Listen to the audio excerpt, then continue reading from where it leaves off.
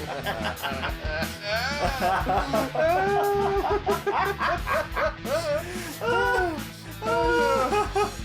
so I said, if you don't understand what we're on about, listen to part 1!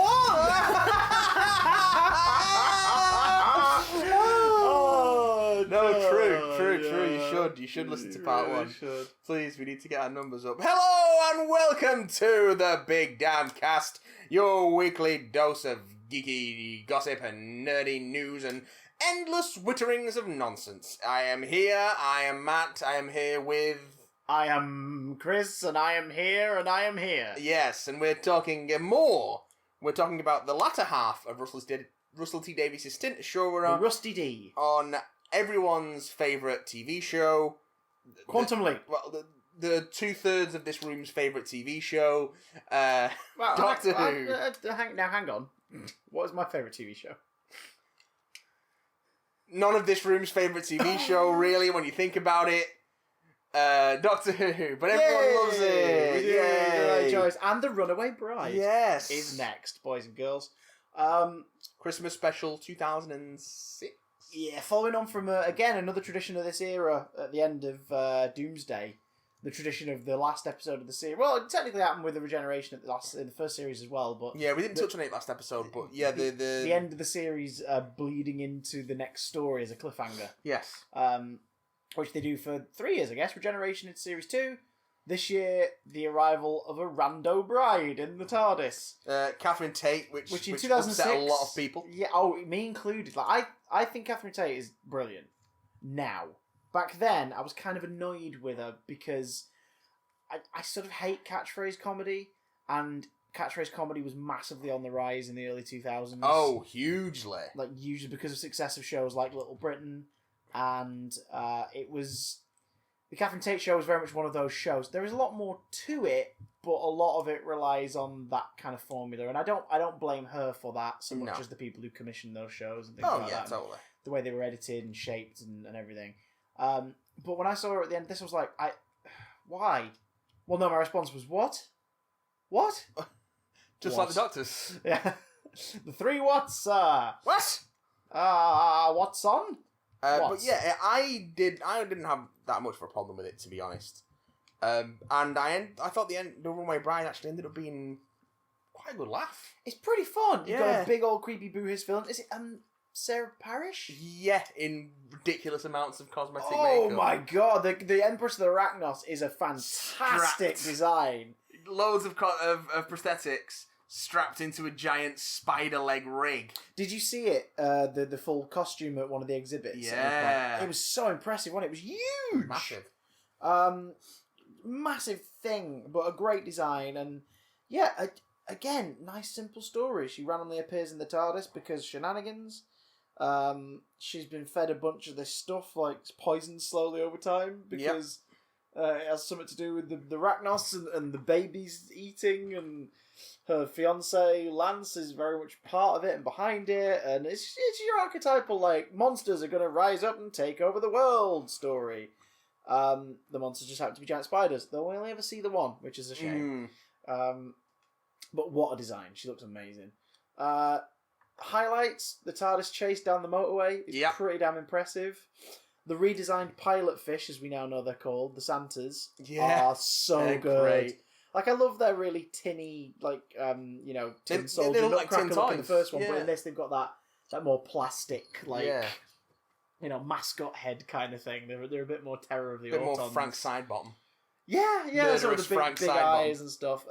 They're freaky, and I like them a lot. Yeah, they're good. And I like their underneath design. We sort of see what pilot fish actually look like as these robots. The golden masks. Or robotos. Yeah, with big old guns under their robes and everything. That's pretty cool. But yeah, it's a nice, daft, fun special. It's not like essential viewing, but it's just cool. And at the end, he says to her, like, do you want to travel? And she's like, no. Like, hell no. Hell no. It's like, thank you, but no. She's actually got a nice bit of sympathetic edge to her through this story. Oh, yeah. Because she's a bit of a loser. The man she thought loved her was using her for something else. Yeah. And she's she's kind sort of... betrayed. And we meet a mum and a dad in this. They actually played a dad, unfortunately passed away, didn't he, soon after, because he was going to be in Series 4. Yes, because, spoiler, Catherine Tate does return to be a proper companion. Because she says this as well, she's like, 4. Do visit. Like, pop back and say hello at some point, or whatever. And he's like, yeah, okay. Yeah, alright, I will. And he doesn't. Until he does. But yeah. But he does meet a new friend in the aptly named for Russell T Davies show, first episode of Series 3, Smith and Jones. And, I thought it was ambitious that their sort of historical person episode should be such a recent comedy duo. Oh, get out. And I didn't expect them to do Mel Smith and Griff Rhys-Jones. Have either of them been in Doctor Who? I know Mel Smith can't be in Doctor Who. Yeah, anymore, he passed away. Have they been in Doctor Who? I don't think Griff Rhys-Jones has been in Doctor Who. Has Mel Smith been in Doctor Who? I don't believe so. It would have been in the classic series. It would have been in the Colin or Sylvester era. But I don't believe he was. Back when JNT was just going, what random comedy or variety person can I throw in this week? Yeah, like when he put Hale and Pace in Survival. Ken Dodd in... oh, fucking hell. That was bad. Delta and the Bannermen. Delta and the Bannermen, that's the one. Delta and the Bannermen is a very, very bad serial. Yes, it is.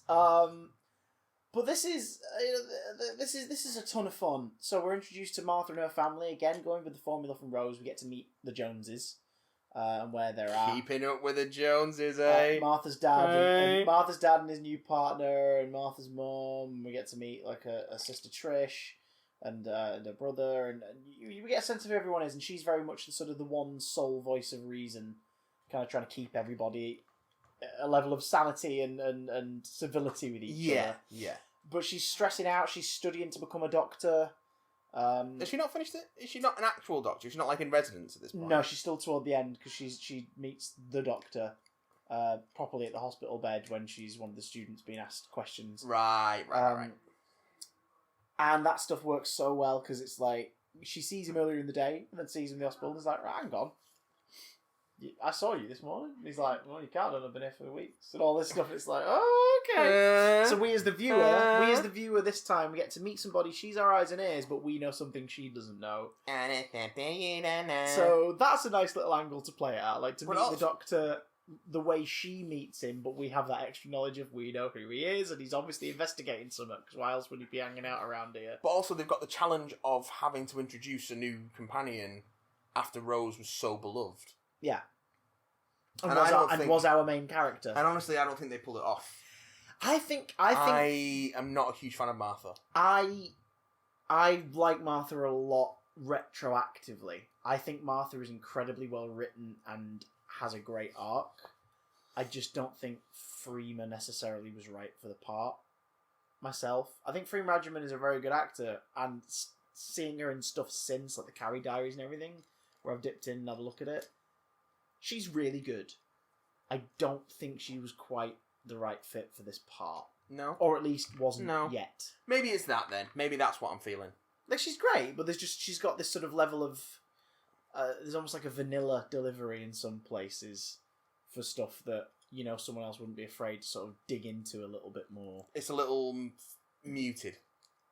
It's Andrew Garfield pretty face emotions instead of Tobey Maguire gun face emotions, which is kind of what this character needed a bit. And more on Andrew Garfield and Freema Agyeman later. Okay. So I can see what you mean. But yeah, she. I think the character introduction's really nice. Like, again, they use the Rose formula, but the added element of like us having more knowledge about the situation than she does. Yeah. So we as a viewer are sort of just waiting for the doctor to uncover whatever is happening, and boy, does something happen! The whole hospital gets zapped up to the moon, and the Jadoon arrive. They put an oxygen pocket. Jadoon platoon on the moon.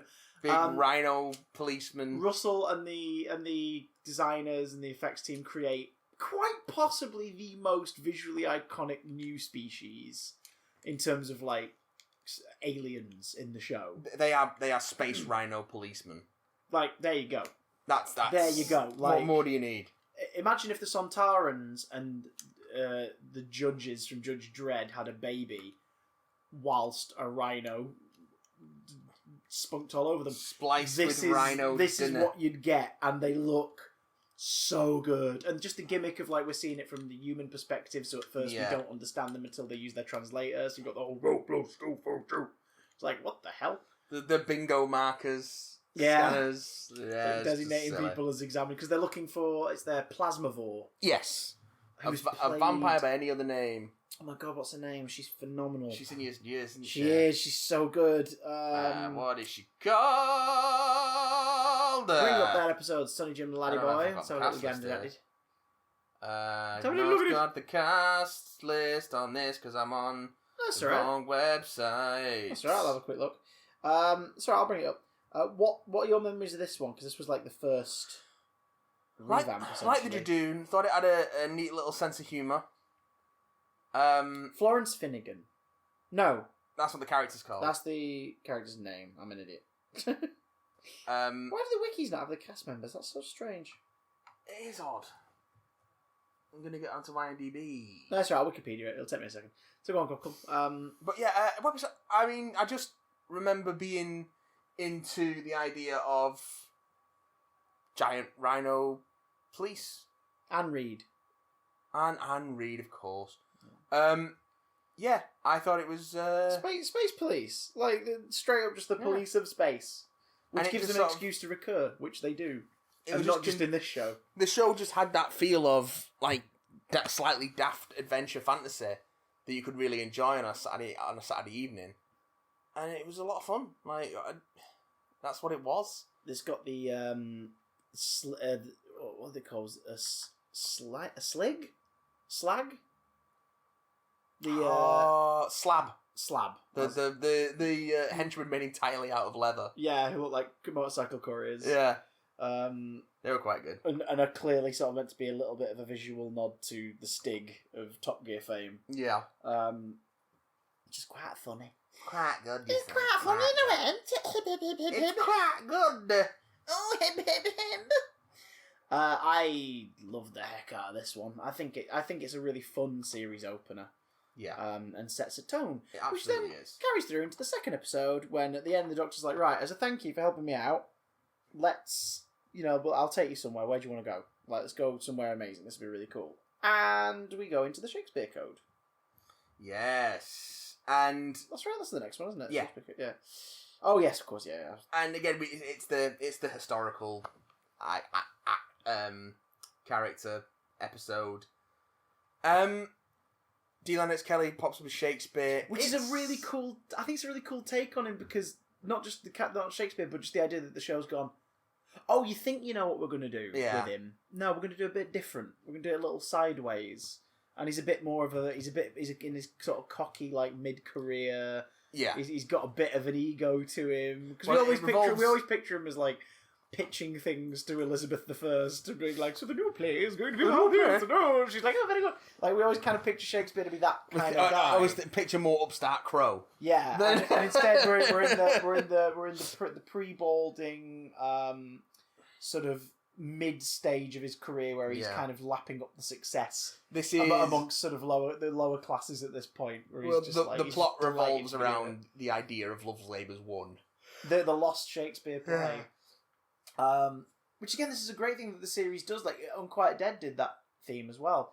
Unquiet Dead talks about Edwin Drood and the Blue Elemental. Yes, which is a short story that Dickens was working on that was never finished, which was about blue ghosts. The Mystery of Edwin Drood, as it was published as. Yeah, because it was put out in some form, wasn't it, later? But it was never. I believe it was serialized. Yeah, so it was. So they never finished it. And now we get the same thing with the Lost Shakespeare play, which must have been a get for Tennant because he's an RSC member and a massive Shakespeare fan. So like to be like, oh, I get to star in a sci-fi drama where we talk about the show that was never finished, the play that was never written, a sequel to Love's Labour's Lost, isn't it? Like it's a straight up sequel play. Well, yeah, because they've got Love's Labour's Lost. Is premiering, I think. Yeah. In this episode, so... And people were annoyed with the ending, so he said he was going to do a follow-up. Yeah. We get the Carrier Knights.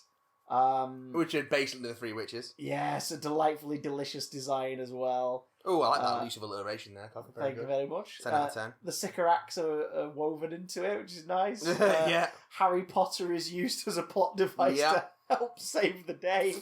Yeah. It's all about the use of words and imagination and the command of words. We get the crazy like prisoner who's lost his mind and all these sort of little different like voodoo. There's some Who great, do? You do. Do what? Remind me of the babe. There's some pretty cool ideas in here, but it's written by a turf. And then... Oh god, yeah, it is, isn't it? Yeah. Oh, Yeah. no. All slightly tainted, but it doesn't take away what a great 45 minutes of television it is. Yeah. Do you know what else is a great 45 minutes of television? Our next sequel episode, Gridlock, which is a sequel to New Earth. Because we find out what's happened with one of the Sisters of Plenitude and someone we've not mentioned yet. The Face of Bo. We mentioned him briefly when we were talking about the end of the world, but you didn't mention him in New Earth, where he also appears. The Face of Bo, who said that they would meet 3 times, and in this one leaves the Doctor with the ominous words, "You are not alone." Because we get the sense that the Face of Bo knows a lot more than they're letting on in terms of the Doctor's life and everything. Yes. Not only that, we get to basically watch... It shouldn't work. It's 45 minutes of Stuck in Traffic, the show. It shouldn't work. But it's 45 minutes with stuck in traffic with a cat person and his wife, his human wife. Kitten gifts. Kitten gifts. You're welcome, Internet. David Tennant holding kittens. David Tennant holding kittens. 2 elderly punk lesbians. Other strange people. And all the strange creatures. And the Macra. It's a sequel to the Macra Terror. We find out that the Macra have not only survived. The Macra do not exist. They ended up on this planet, and because of all the noxious gases at the lower level where they ended up like colonizing, they have devolved into mindless beasts. So these things that back in the Second Doctor's era, like mind-controlled whole civilization, are now themselves just these brutes that eat and fight and rut and kill themselves. And so really, they're human after all. Yeah, but it's great because it's like they could have just created whatever they wanted in the smog, and they obviously went, do you know what? Let's just do the Macra. Let's just do the Macra. Yes, they're not behaving like they used to, but we can explain that. It's fine. We can explain that they're not doing that, and it'll be cool. No one really minds. And it was cool. It's the fucking Macra. But it's cool though, and it's nice the design hasn't really changed. They're just massive. But they just actually work in this. Yeah, well, yeah, that's true. Mind you, I suppose I've only really seen the animation, so I can't really mock them that much. But size-wise, they've gone from being like 6 foot sort of wide and 4 foot tall. If I remember correctly, the original puppets for the Macra Terror were built around a mini. Damn. Okay, that's quite But they cool. weren't very good. Whereas these the ones production weren't happy with them. CGI kaiju-sized motherfuckers. Yeah. There's some great stuff in this. Martha going off and like being separated and being taken away on her own. Yeah. This is her chance to basically show like what she's capable of, and that works super well. But also, we get our first proper description and visual of Gallifrey. Yeah. This is the first time I think Gallifrey is mentioned in the modern series by name, I think. Yeah. Yeah. So very much like the classic run, like it doesn't get named till later. It's first named in the Time Warrior. Yes. So it's we've waited, but we get to see it. He's describing. The Doctor basically says like I've been lying to you a bit, like because he for 2 stories prior to this he keeps referring to like, oh yeah, my people are amazing, my home's wonderful and all this, and he finally comes forward and he's like, I've been lying to you because I guess if I lied it was sort of almost real for me for a bit. Yeah. That my planet is not gone, but it is. But we also get the start of the story arc in these last 2 stories of Martha's kind of really taken aback by this guy, and she's like completely sort of fallen for him. Bowled over by him, yeah. But she's very much, unbeknownst to her at first, she's the rebound girlfriend. Yes. Which is a horrible, situation, but something Russell T Davies is really good at is writing humans being humans. And being flawed and being selfish. Well, that's why he was a successful enough drama writer to be able to bring back this show. So the 10th Doctor is not really a particular he's a hero and all this stuff, but when it comes to personal connections, he's pretty damn selfish. Yeah. and not always aware of it. Which is a very human trait. Yeah, which is fair. great, because this Doctor is very much more human than a lot of prior incarnations. Because, as we theorise in 9 is 10, don't listen to it, he's a reactionary incarnation. He's exactly the way he is, because he was basically space boyfriend for Rose. Yeah.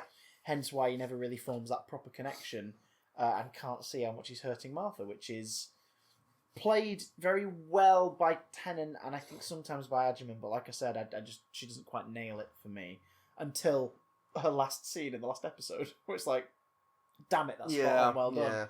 Yeah. Speaking of Doctor Who. Doctor Who. That's my tangent. Have we been about Doctor Who? Yes. We are into our first two-parter of Series 3. Which has mixed results. Written by, is it Helen... Helen something. Helen... She was the script editor on the first two series. Helen Rayner? Helen Rayner, yeah. Who also comes back next series to write another two-parter, which I think is a better two-parter than this one.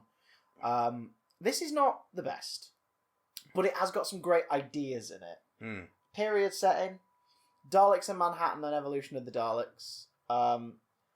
It's what is it, post World War One? It's during the Depression. During the Depression, so Hooverville is up and active in Central Park. Yep. We've got some really nice supporting characters in this one. Yeah, you got Hugh Quashie, Andrew Garfield. Yeah, there he is again. Yeah. Full circle. You've got Andrew Garfield playing Frank. I think his character's called, isn't it? Laszlo. No, he's not Laszlo. No, Laszlo. Yeah, Frank. Frank, yeah. No, Laszlo's the other... Yeah, no, I get it. Laszlo is actually really well made.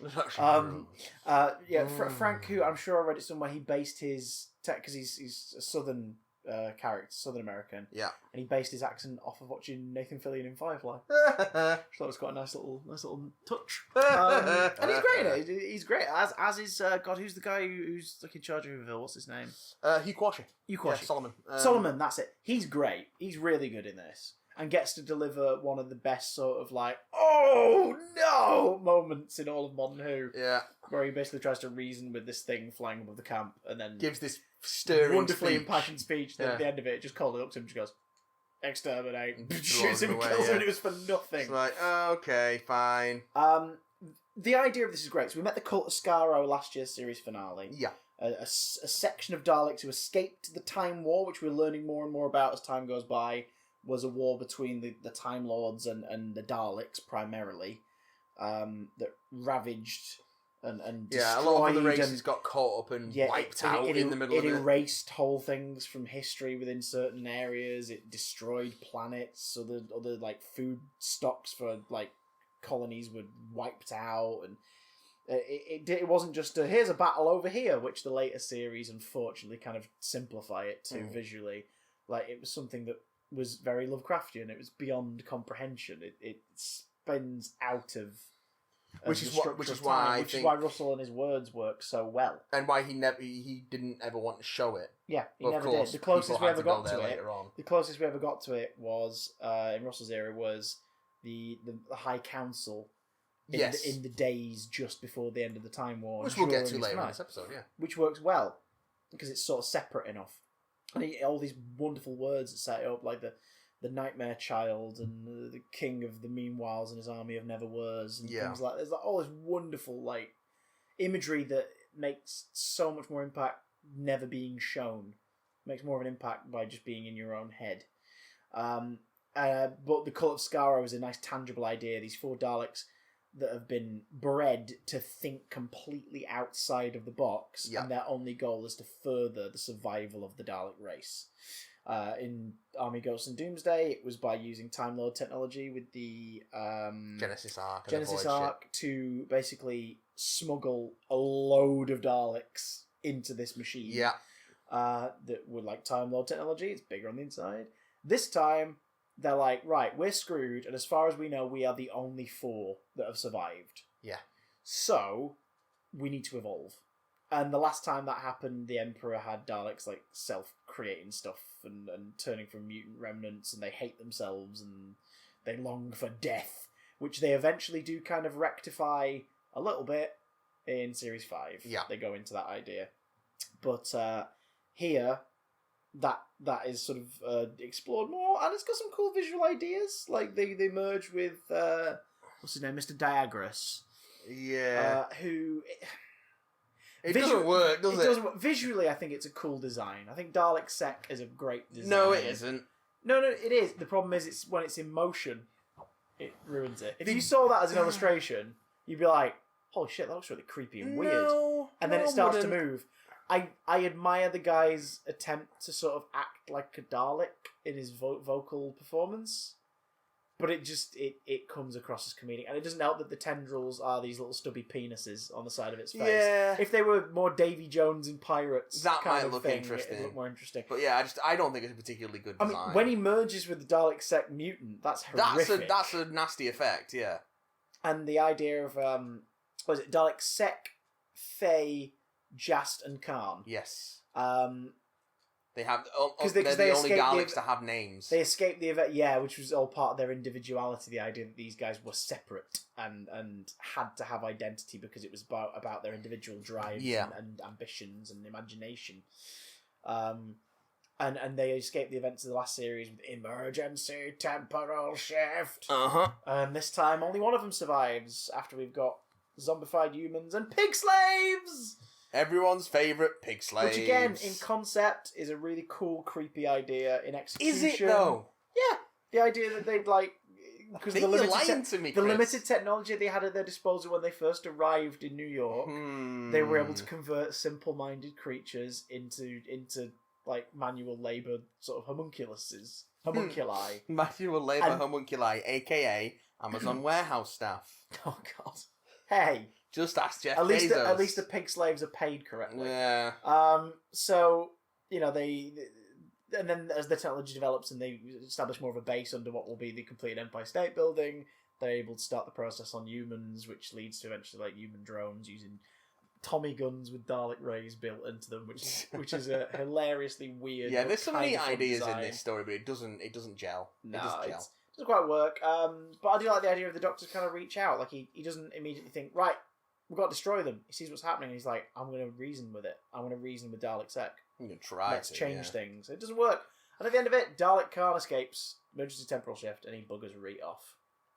Which leads us into... more Daleks! No! The Lazarus Experiment. The Lazarus Experiment. Is it this one or is it yeah, Lazarus Experiment is next. Lazarus Experiment is... Again, I think I like it more than most, but I cannot forgive its execution. Yeah, its ambition outstrips its reach. Yeah. You scientists were so preoccupied with whether or not they could, they never stopped thinking whether or not they should. Yeah, and they shouldn't have done. Yeah, it's interesting because for Doctor Who, it's a non-alien story for the first time. Yeah. Since maybe like Hartnell's. Actually, I think for the first time since Black Orchid, it's a story without an alien in it. Yes. You're right there. Black Orchid has an alien element in it, if I remember correctly. I've never seen Black Orchid. But it doesn't have an alien in it. Because it was like the last ever historical.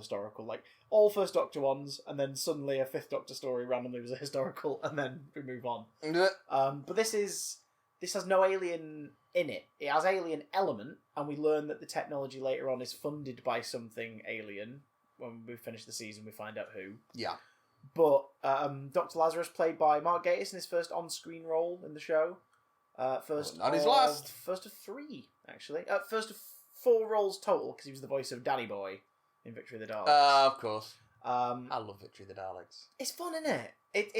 It should be a 2-parter, and it should have a slightly more downer ending, I think. But I like it. I like it a lot. And until we get a full version of Evil of the Daleks to watch, we'll take it. Yes. So, although Power of the Daleks gives us some of that, like, I am your servant. Yep, I am your servant. Yeah, creepy. I am your bitch. Creepy inflection. Are you though? Would you care for some tea? No, I don't want any tea. Fuck off. So, Lazarus Experiment, guys, de-aging, machine, The Fly, de-ages human DNA, turns him into a monster based on what we could have evolved into from our origins from the primordial soup. And it's just really confused sort of giant creature design with a bit of this and a bit of that in it, and it just doesn't really look like anything. It works. The only time in the episode it really works for me is in the chapel toward the end when it's mostly in shadow and creeping around. Yeah. Like, if they kept it more ambiguous, I think this episode would be more fondly remembered. But because we see this CGI thing for so long, it doesn't quite work. I think if this episode had been good, it might have been more remembered. It's not the strongest script at all. But then, then we get 42, which is almost completely forgettable. This is a Chris Chibnall joint, isn't it? 42 is an odd one because isolated, I think it's quite good. Watching the series from the start, it just feels too soon after Impossible Planet and Satan Pit to have its own identity. They're swirling around a black hole in that one, in this one a sun. It's a thing that's possessed with a catchphrase. Like last time, was like the beast stuff and everything, and this time it's burn with me. What's his name? Kraglin or something like that. I don't even know. I had the toy and I sold it alongside my 42 Doctor in a spacesuit. He's now the only 10th Doctor variant I don't own because I was like, I'm just going to sell it with this guy. And they did. Someone bought them for like 20 quid for two of them together. So I was like, fair enough. Completion is on. Hey! But it's Corwin, that's his name. Corwin. There is one good thing in 42.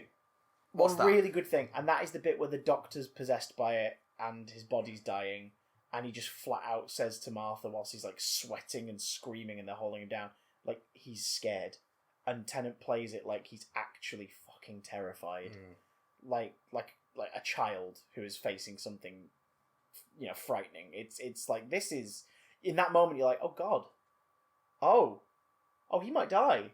Okay. Like properly die. Die. Oh, alright, this is worrying.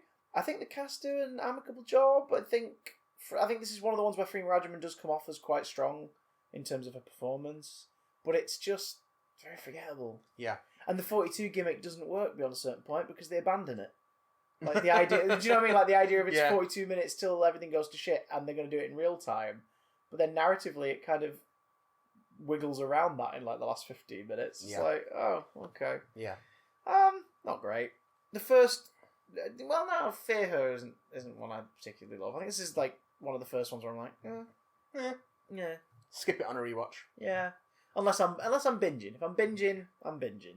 But if I'm like putting on a batch of eps, if it's on that disc, I'm not clicking this one. If I'm binging, I'm whinging.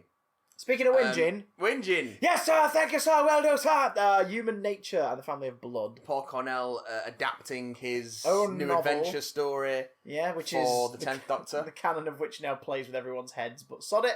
If it's on screen, it's in canon. I said on the stream the other night, as I said on Adventures in Babylon the other night, well, a couple of weeks ago, if you're hearing this, nothing is canon in Doctor Who. It's a show about time travel. Everything is canon. Nothing is canon. Yeah. So don't worry about it. But not in an X-Men movie kind of way. Like, these guys do care, but they will forget occasionally because, unlike X-Men movies where they could go back and watch like 3 things just to check, in this case, there's 55 plus years of content. Yeah, it doesn't matter. So we don't blame them if someone forgets something. Doesn't matter. This is great. Yes, really this great. This is great. Mostly held together by a performance from Jessica Hines. Yep. What was her original performance name? Like before she got married, she had a different name. Good question. And because I think she's credited as that in this. Let me check while you talk about how good it is. So John Smith finally becomes a thing. David Tennant gets to play a completely different character this time, and not just Cassandra body swap nonsense. Like, he's playing a believable teacher at this school in a different year, in a different time, in love with Nurse Redfern, who has a past, he has a story. Jessica Stevenson, that's it. And they establish that something is after him, and the reason he's here is because he's in disguise to save his and Martha's lives.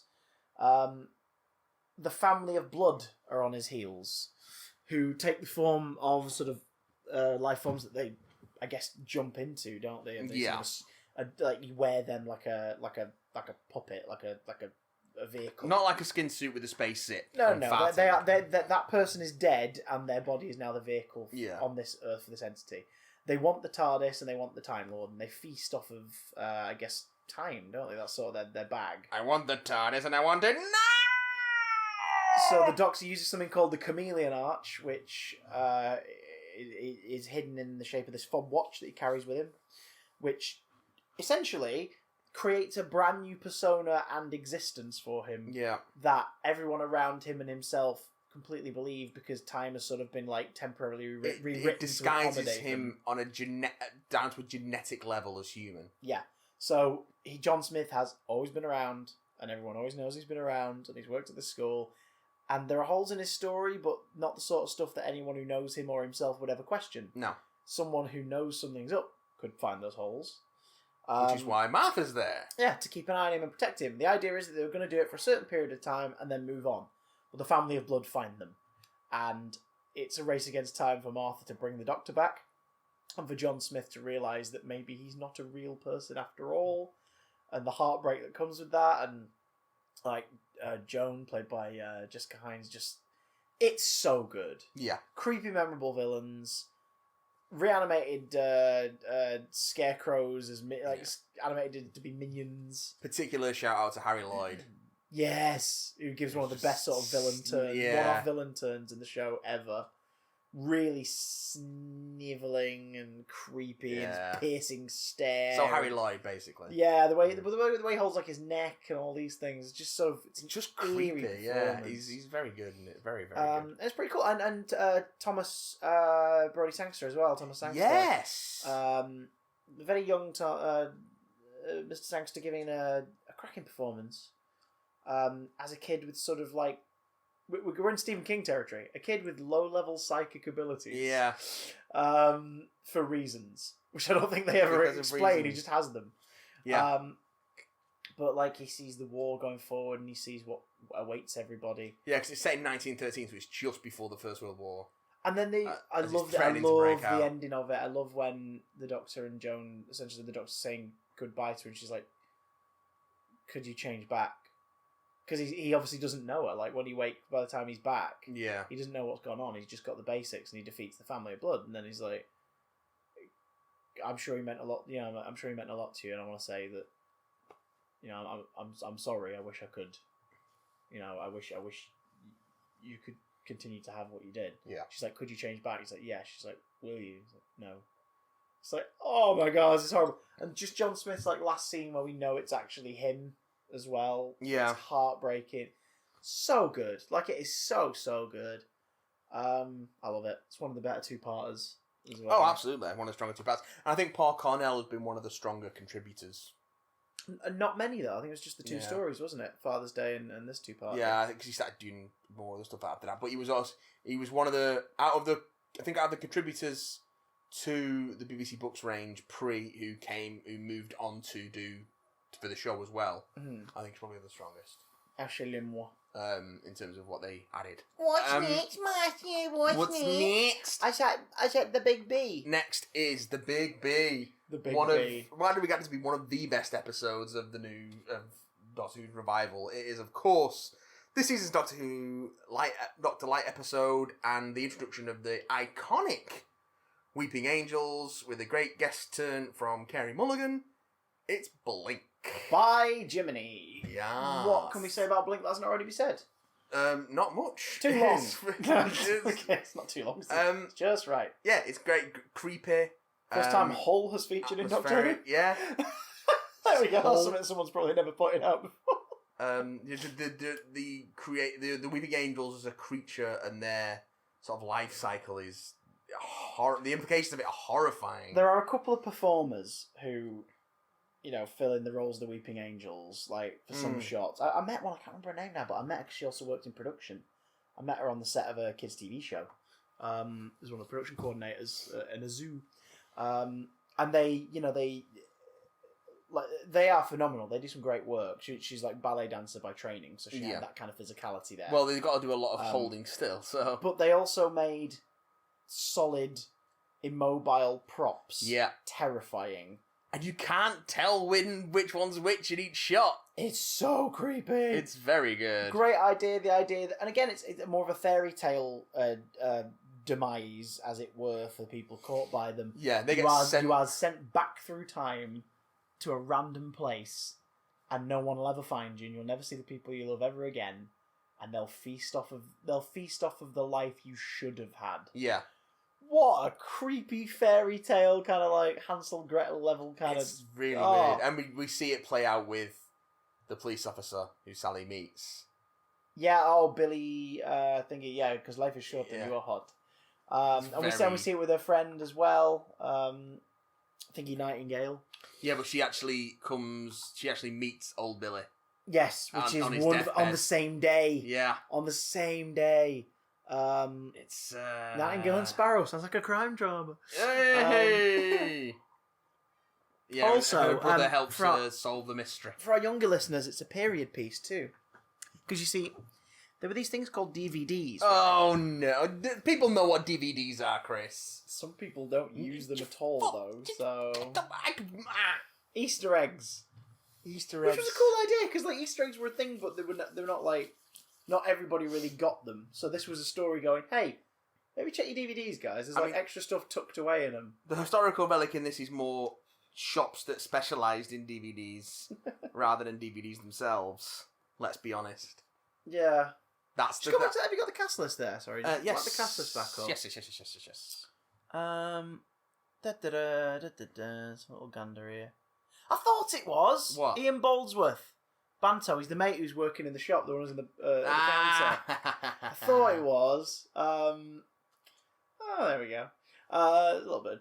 There's an Easter egg for you, folks. Connections. There you go. Right, so... Parapod, one of the Parapod is in the episode. Hey! Back when he was going by his old stage name of Ray Peacock. So we're gonna... I wonder who's credited as Ian Boldsworth or Ray Peacock.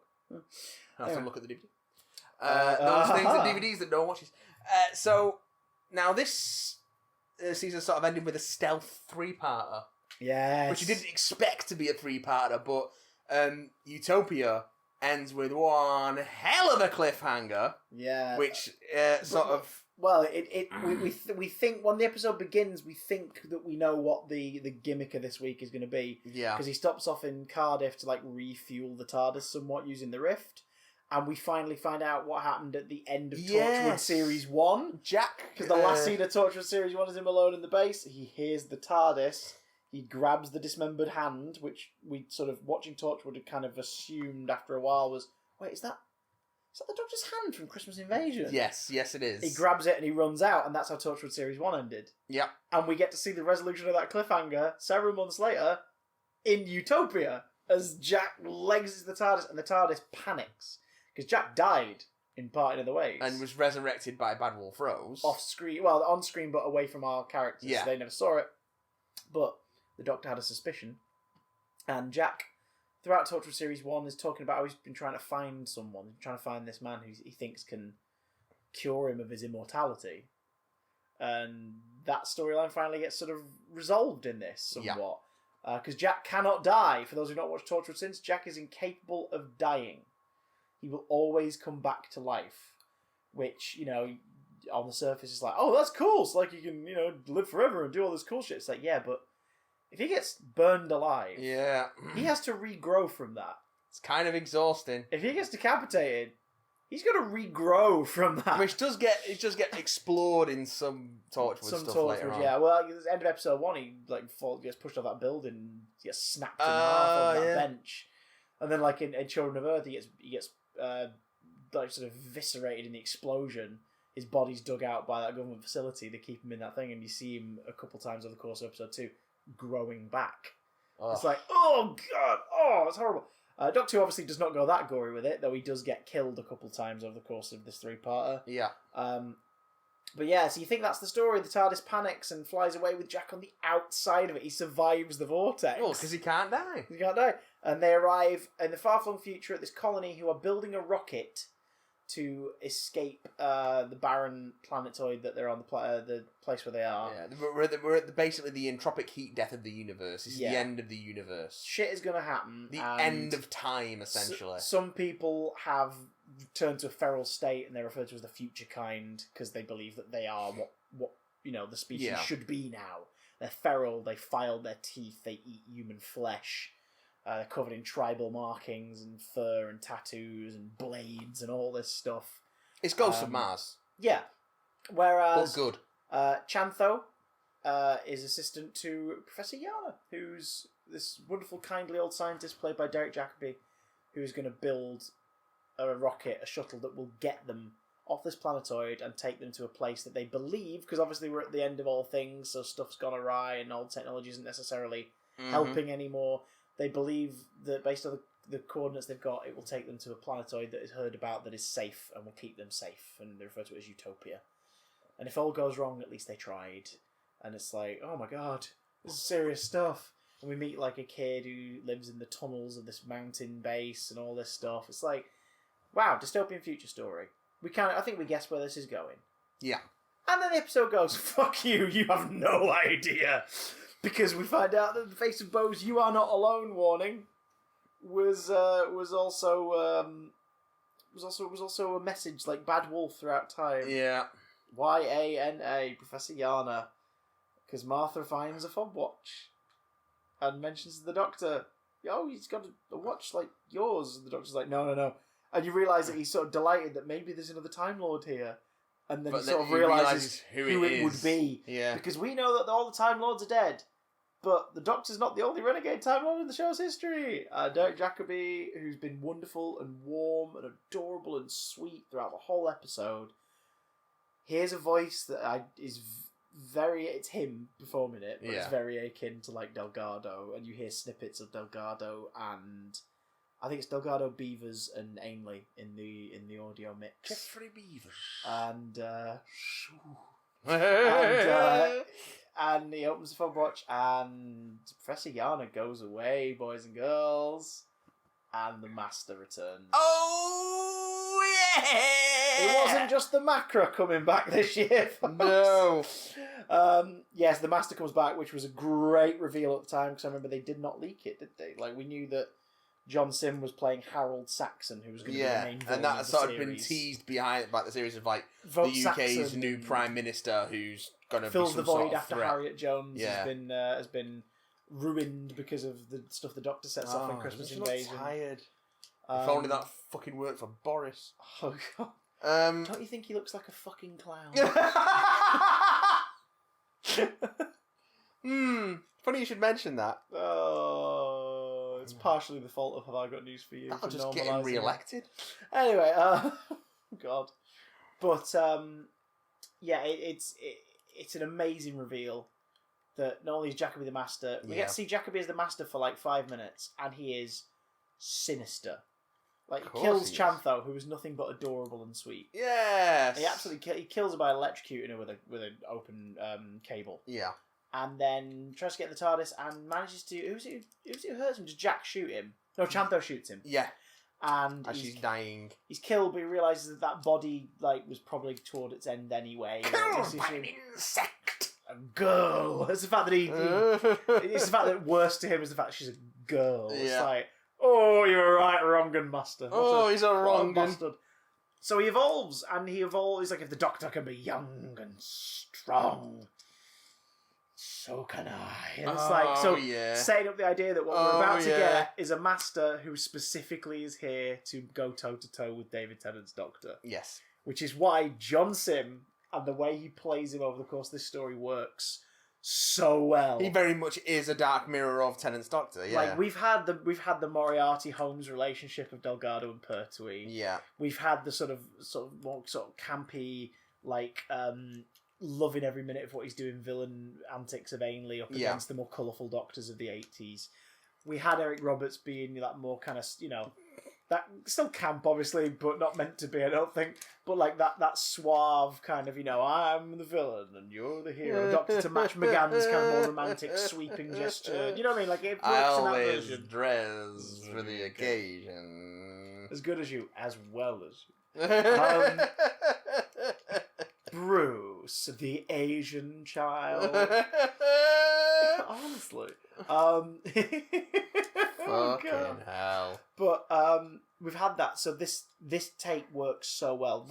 If the Doctor's a hyperactive, giddy, selfish idiot, the Master is basically the Joker at this point. He's just this lunatic who loves what he's doing, but will take his time to plan out something. And boy, has he! The Master's been around since before the start of the series, and we never realised it. He's Harold Saxon, the politician. He steals the TARDIS. Yeah.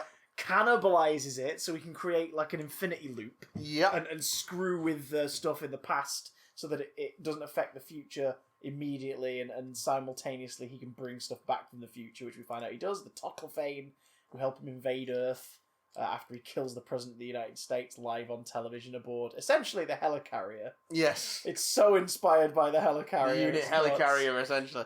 Because unit have sort of started to bleed in a little bit now, haven't Yeah. they? Like they've not been a big presence. They were in series 1 of the Slitheen two-parter, and they're in this one. Like their forces are used. They finally get sort of characters and more of a presence next series. Yeah. But in the cliffhanger, you sort of get the revelation with as he fucks off and regenerates, you get the Doctor, Martha, and Jack trapped in the future. Yeah. Which is a great cliffhanger, and there's the bit where it's like, motherfuckers, this is part 1 of 3. Yeah. This isn't the lead-in. This is part 1 of a 3-part story, you silly buggers. So to return to present day Earth, fail to stop the Master / Harold Saxon becoming enacting his plan, and all and again, part 2 entered a massive cliffhanger of the Doctor imprisoned by the Master triumphant, the Earth taking over, population decimated. Yeah, the Tocklefane come through, and then in the hundreds of thousands armed with lasers and blades and sadism. And then last part 3 with Martha wandering occupied Earth, looking for a way to kill the Master, and we find out that the Tocklefane are the remnants of the people who left on the rocket to Utopia. They even specifically capture one, talk to it, and it's the young boy. Yeah. And it's got an adult voice, but it says everything. It's because they all have vague memories of who they were. But it's like, killing is fun. And it's like, oh my god! It's got this sing-songy tone to it. There's the Osterhagen key. I heard the boys talking. What's the key? That comes later. That comes next series. Is it? Yeah. Is this Hagen key next series? Yeah. Oh, you're right. My apologies. I thought it was this series. Yeah, no. That's right. This is assembling the sections of the weapon that will apparently take out the Master. Which turns out to be more of a folktale, really. Like there's some legitimacy to it, but it's because we get to finally see the Master achieve something that he's always wanted and never had, which is complete dominion. Yep. Over a planet. It's got the Doctor in a cage and keeps aging him. Yeah. Oh, it's horrific. Horrific effects as well. Yeah, it's not Dobby Doctor. Dobby Doctor, the Doctor Dobby. Oh man. Master has given Doctor a banana. Yes. Bananas are good. But this is where Martha really shines, because she spends a year essentially, like, traveling the world trying to construct this weapon, and then we realise at the end, that was never the point. Yeah. That was never the purpose.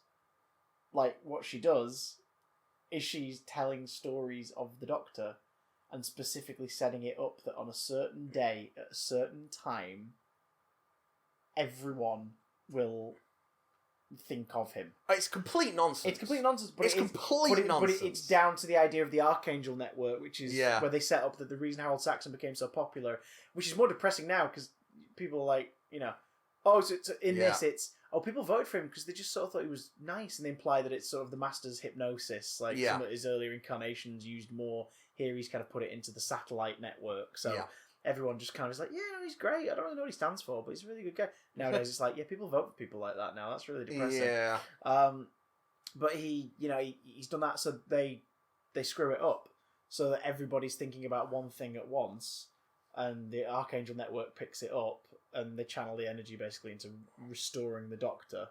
Turning him into floaty space Jesus. Floaty space Jesus. But I do love the idea that Lucy Saxon, the Master's wife, who is all in on his plan, but obviously doesn't realise he gives no shits about her ultimately.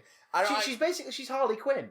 Yeah, to a Like degree, she's his bit on the side who he probably shags, and who plays aside her? from that, it's just like, who is this? I don't care. And she's probably a little bit abused. Yeah, to be honest, more than a little bit. She's got that sort like, of he's a sadistic guy. Like 1,000-yard stare. He keeps Jack in a chamber and kills him repeatedly for fun.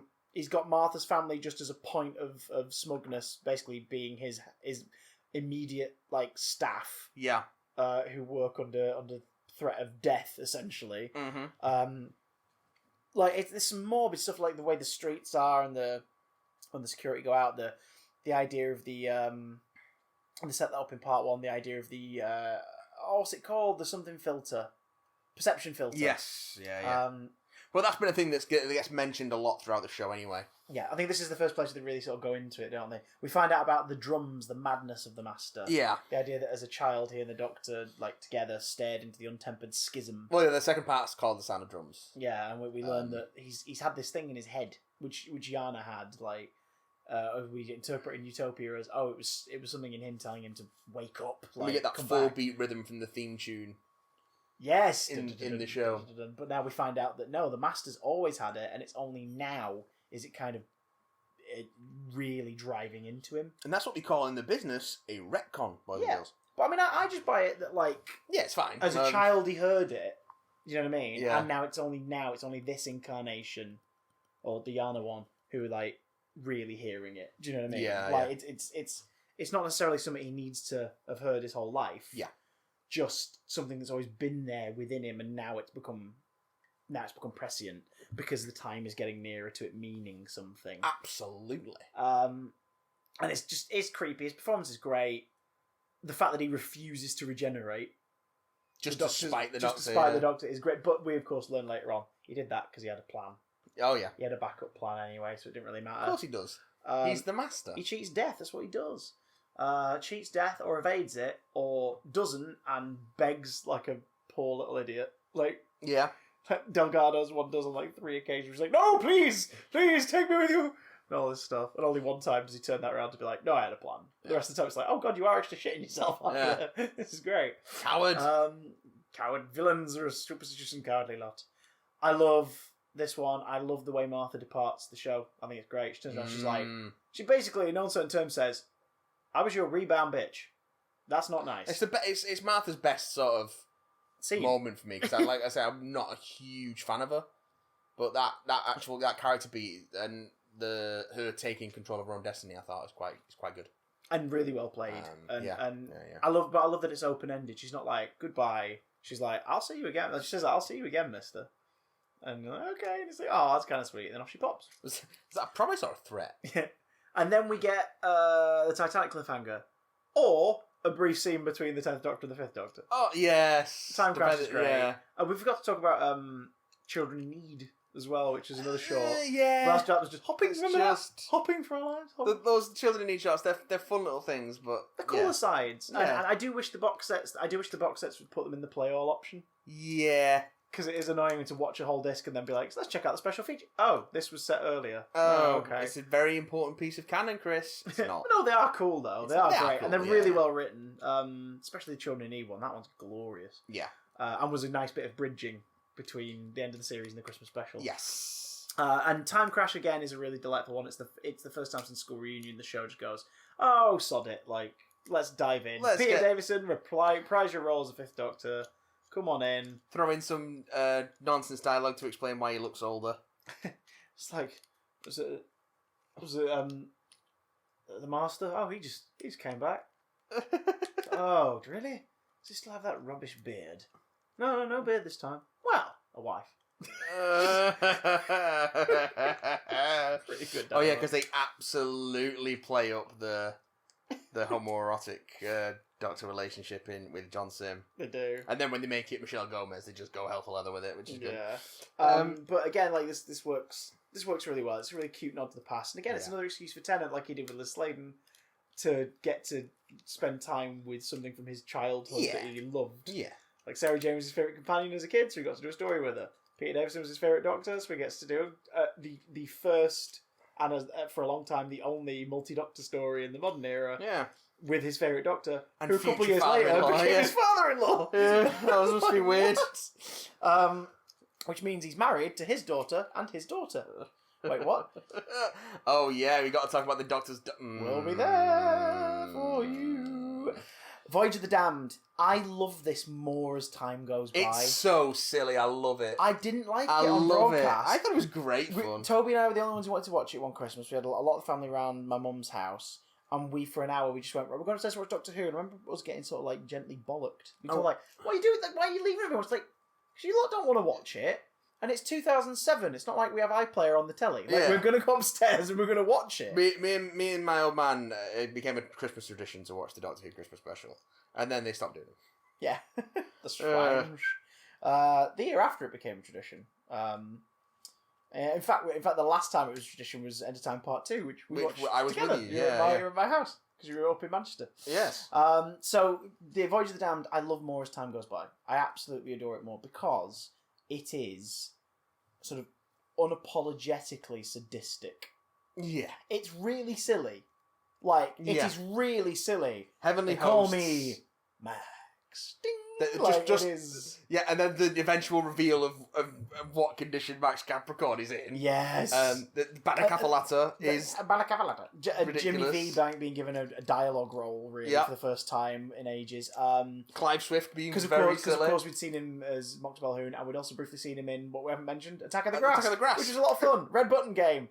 Watch it on YouTube. I think that's the only way you can survey it now. It was Go watch basically it a on choose YouTube. your own adventure thing, wasn't it? It was really cute, and it was about you trying to identify monsters, and yeah, it was really cool. Yeah. And then they enjoyed it so much that the grass then showed up in Sarah Jane Adventures. Yeah. But I just lots of things like oh god, I mean, where to begin? Hashtag not enough Duke for Tracy Beaker fans there. No, plenty of Kylie Minogue though. She was great as Yeah, Astrid. she's really good. Because they really teed that up, and it was like, oh, so Catherine Tate last year, is this going to be a thing? Like, just sort of celebrity cameos for the Christmas one. Is this going to work? And it's like, wait, hang on. She was a soap star for she is an actress. Career. She knows what she's doing. And she was great, and Astrid's brilliant, and you do totally, buy into the idea. There's a bit of flirty, romancy going on in a way where you're like, do you know what? I would watch these two travel together for some stories. She's such a hopeful character who then sacrifices herself to save people. Kill her off. The Heavenly Hosts, who are responsible for one of the worst visual images in the show's history, which is when they're raising him up. Fucking ridiculous. Oh God. I love it. It's awful. But they're also really evocative of the Vok robots. Yeah, they are very they're much... evocative. Oh! And you know me, I love a Vok robot. No. I Information. fucking love a Vok. You are all going to die. Like throwing the halo like a discus of death. There's so much stupid stuff. Narrowly in it. missing great. the palace. It's great. It's just a good laugh, isn't it? It's so much fun. It's a really good laugh. And I just love the fact that all the nice people die. Yeah, everyone dies. And the nasty bastard survives. Apart from Russell Tovey. Alonso, yeah, of course. Alonso, who lives to fight another day, and Shagjack, yeah. So that's good times. Good times for love everyone. Russell Tovey. And he's juggy. He's excellent in years and years. He's excellent in everything. He is. That's true. I want to rewatch Being Human now. Watch Grabbers. Oh yes. Sorry, I forgot about Grabbers. He's totally good in that. He is good at that. Grabbers is a lot of fun. It's very silly. I like it a lot. Then we move on to Series 4, boys and girls. Series 4! With Partners in Crime. Again, a strong opener. Because it is ridiculous, but it's more about our main characters meeting and bringing Catherine Tate back. And doing a hell of a job on making that character more palatable. For showing that Donna has ongoing grown use. Yeah. since her adventure with the Doctor, has decided, you know what? There's more to life than this. And she grows frustrated. We find out, she's that brilliant thing she's talking about, she booked all these trips. I was going to walk across whatever barefoot. I was going to do, a charity thing. I was going to see orangutans and all this stuff. And she's just none of it felt right. And then she just started looking into other things. Earth was not enough anymore. Her eyes had really been opened by it. So it's a good job her granddad, who pre-appeared in Voyage of the Damned is a bit of a stargazer. Appeared one episode ago as a news kiosk owner who's open on Christmas Day. Wonderful Bernard Cribbins. Oh, who was just a lovely cameo in Voyage of the Damned. Like, oh, it's Bernard Cribbins. He was in the Cushing movie. Hey, that's the second really cool. one. And then it's like, no, he's the main character now because unfortunately the actor who played Donna's dad in Runaway Bride passed away. So they're like, well, we the easiest thing to do would be, we don't want to recast the part because we don't want to imply that Sylvia Noble's just randomly remarried in the last year. Yeah. Her, she's getting on. So and also, it seems a little... there wouldn't be that connection with the stepdad when your parent remarries as an adult. So they decided that they were going to have a granddad character instead, and I think they didn't even deliberate over it. They were just like, I want Bernard for it. Like, let's get him back into it, and we'll make it the same. We'll make it the same character. He's credited as, I think he's credited as Wilf in Voyage of the Damned. I think, because that's just his name in it. And then they were like, well, we'll carry him over. He's so good. He's wonderful, and the adipose, what a great concept. So cute, and yet disgusting. They're made of flesh and teeth and bones and blood. No, they're just made of fat. Not until the person completely. Oh right, okay. And then they're made from everything else. They're so cute and terrifying. Oh my god! Great Boo Hiss villain, Sarah Lancashire. Yeah, she's so good. Yeah. As oh my god, what's her name? She is called. I will find it for you. It's another character, Miss Foster, isn't it? But she's got another name, like another Russell name. Another Russell. You know exactly what I mean. You know exactly what I mean. Just credit as Miss Foster. I'm looking it up because I'm. But yeah, I thought it was great fun. It's a good start to the series. At fat. And also the relationship between Donna and the Doctor is much more. It's platonic for a start. Matron Crophelia of the 5 Straighten Classa Bindi Nursery Fleet. Intergalactic class. There we go. God, he's good. I love his names. Their relationship's better, and when analysing it from the POV of him being custom-made boyfriend for Rose, and Martha being a rebound girlfriend and him being selfish and insensitive, Donna's his friend when he's like, I need to do something. Can we just hang out? Can we just do something daft? And it's that whole like, I just want a mate. You want to mate? No, I want a mate. You're not a mate with me, sunshine.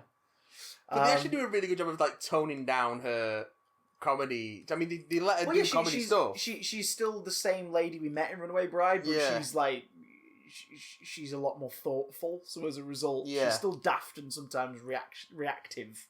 But she's she's not an archetype. She's not a caricature. Yeah, which I was worried about when they announced that she was returning, but I thought she did a really good job. I really liked her as a companion. And also the wonderful cliffhanger of this story, where she goes and she drops the keys off. She just asks somebody at the site looking at the evidence stuff, like, just put them in that bin. So this lady comes in, just tell her to put those keys in that bin.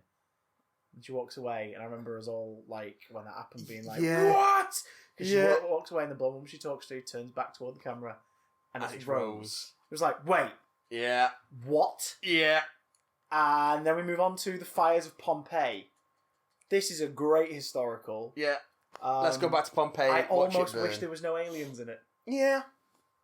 Like, I don't hate them. What are they called? The Pyroviles. Yeah. I don't hate them, and I like I like the one in the temple, the person who's like petrified. Yeah. And sort of rock. I think that's great. I think the sisters of whatever, the cult in it, including Karen Gillan in her first appearance in Doctor Who. Oh Jesus!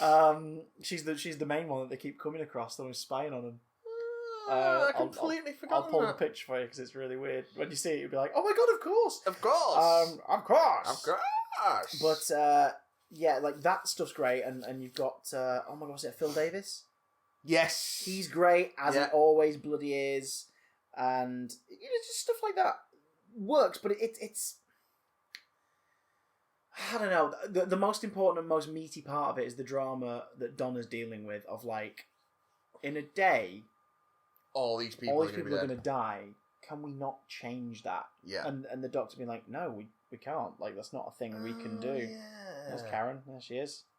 Okay. A whole 2 years before she appears as a regular in the show. Ah. Yeah, there you go. Ah. It's a heavy thing, and that stuff with Peter Capaldi's character Caecilius and his and his family, and all that stuff. Like that's a great, that works great. I almost wish we didn't have the giant flaming Roman statue. Yeah, you don't really need it. But I don't think they had the confidence to do a pure historical at that point. Also, a brief appearance from Phil Cornell at the beginning as like the trader who. They have that great gag where Donna's like, so hang on, I can hear what they're saying. Oh, the TARDIS translates. Right. Well, what if I speak Latin to them? Yeah. He's like, I don't know, like, so she goes over and she says like, VD, she said, he's like, oh, no, but me no speako Celtic. It's just like, oh, that's a great idea. Of course, like, why has no one ever gone like, hang on, if I purposely speak their language, like, what does it sound like to them? It's a great idea. It's a fun little gag, daft little moment. The ending is powerful as hell, and that's when Catherine really gets to show off her chops. And they butt heads. Like, this is the first time they really kind of butt heads with each other. Yeah, it's nice to see a companion challenge the Doctor. Yeah, which is one of the reasons I really liked Donna.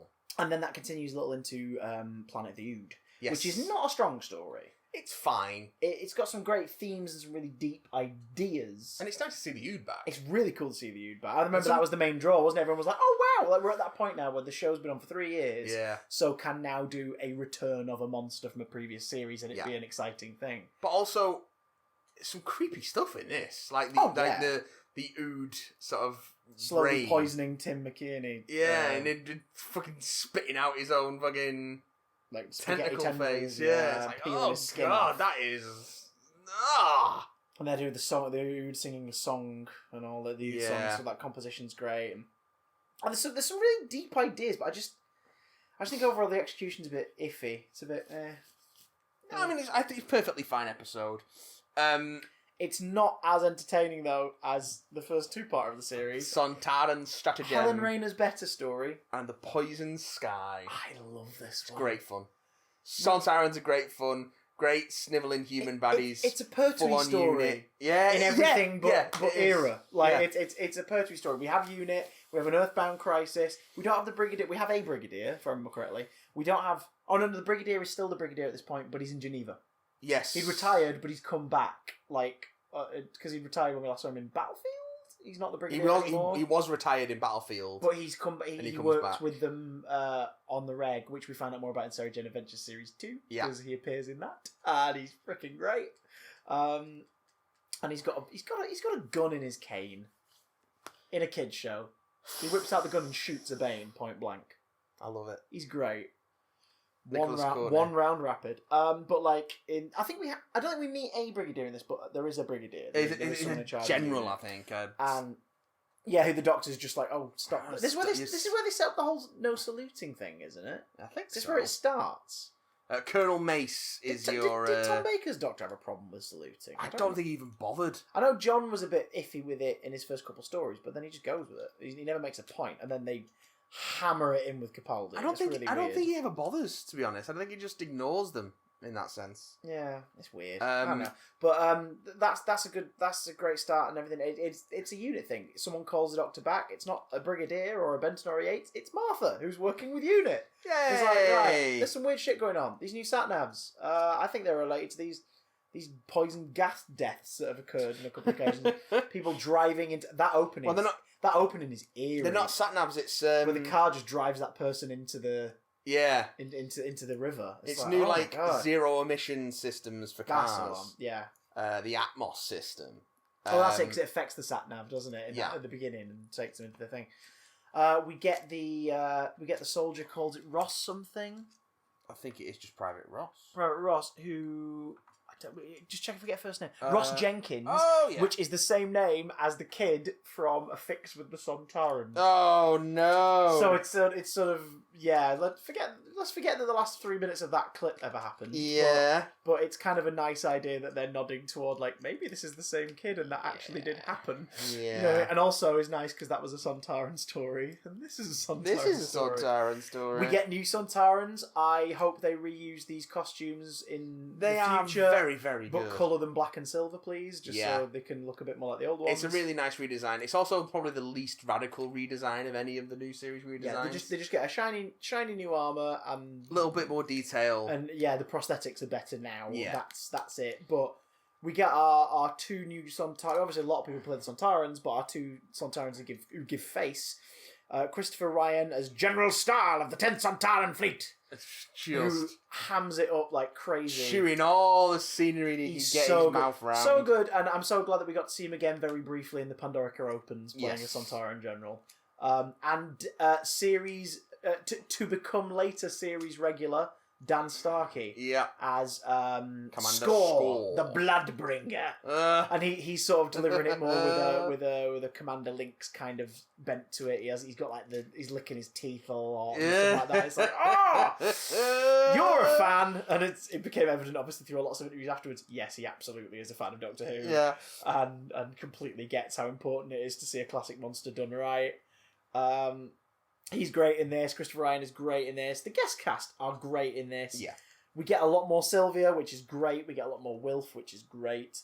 Luke Rattigan is a great role because it's a bratty little intelligent like American kid who's like, I'm enjoying this, that, and the other, but he goes through a good arc. You get to see him. You're essentially watching a Spider-Man supervillain with him. Like, he's the nerdy kid who's wronged, buys into the villainous stuff and his power, and then at the end is like, the hell am I doing? Oh. And he gets to use the... Because this is where they first do Sontar Hat, isn't it? This is where it originates. But using Time Warrior, because when Thingy first arrives, he says he's from the 10th Fleet. Yeah. When Lynx arrives and confronts Iron Gron at the start of the Time Warrior, when he does it, he does this. Like, he has like the thing to his chest. Yeah. So they've kind of brought that in and which turned is, it into absolute like generic sort of. Oh yeah, but like here they attach it to the Sontarans. It's like that's a thing they all do. Yeah. And it's really good. And the cliffhanger's great. Like, it looks like Wilf's gonna choke to death in the car, and it's just like, oh my god, this is horrible.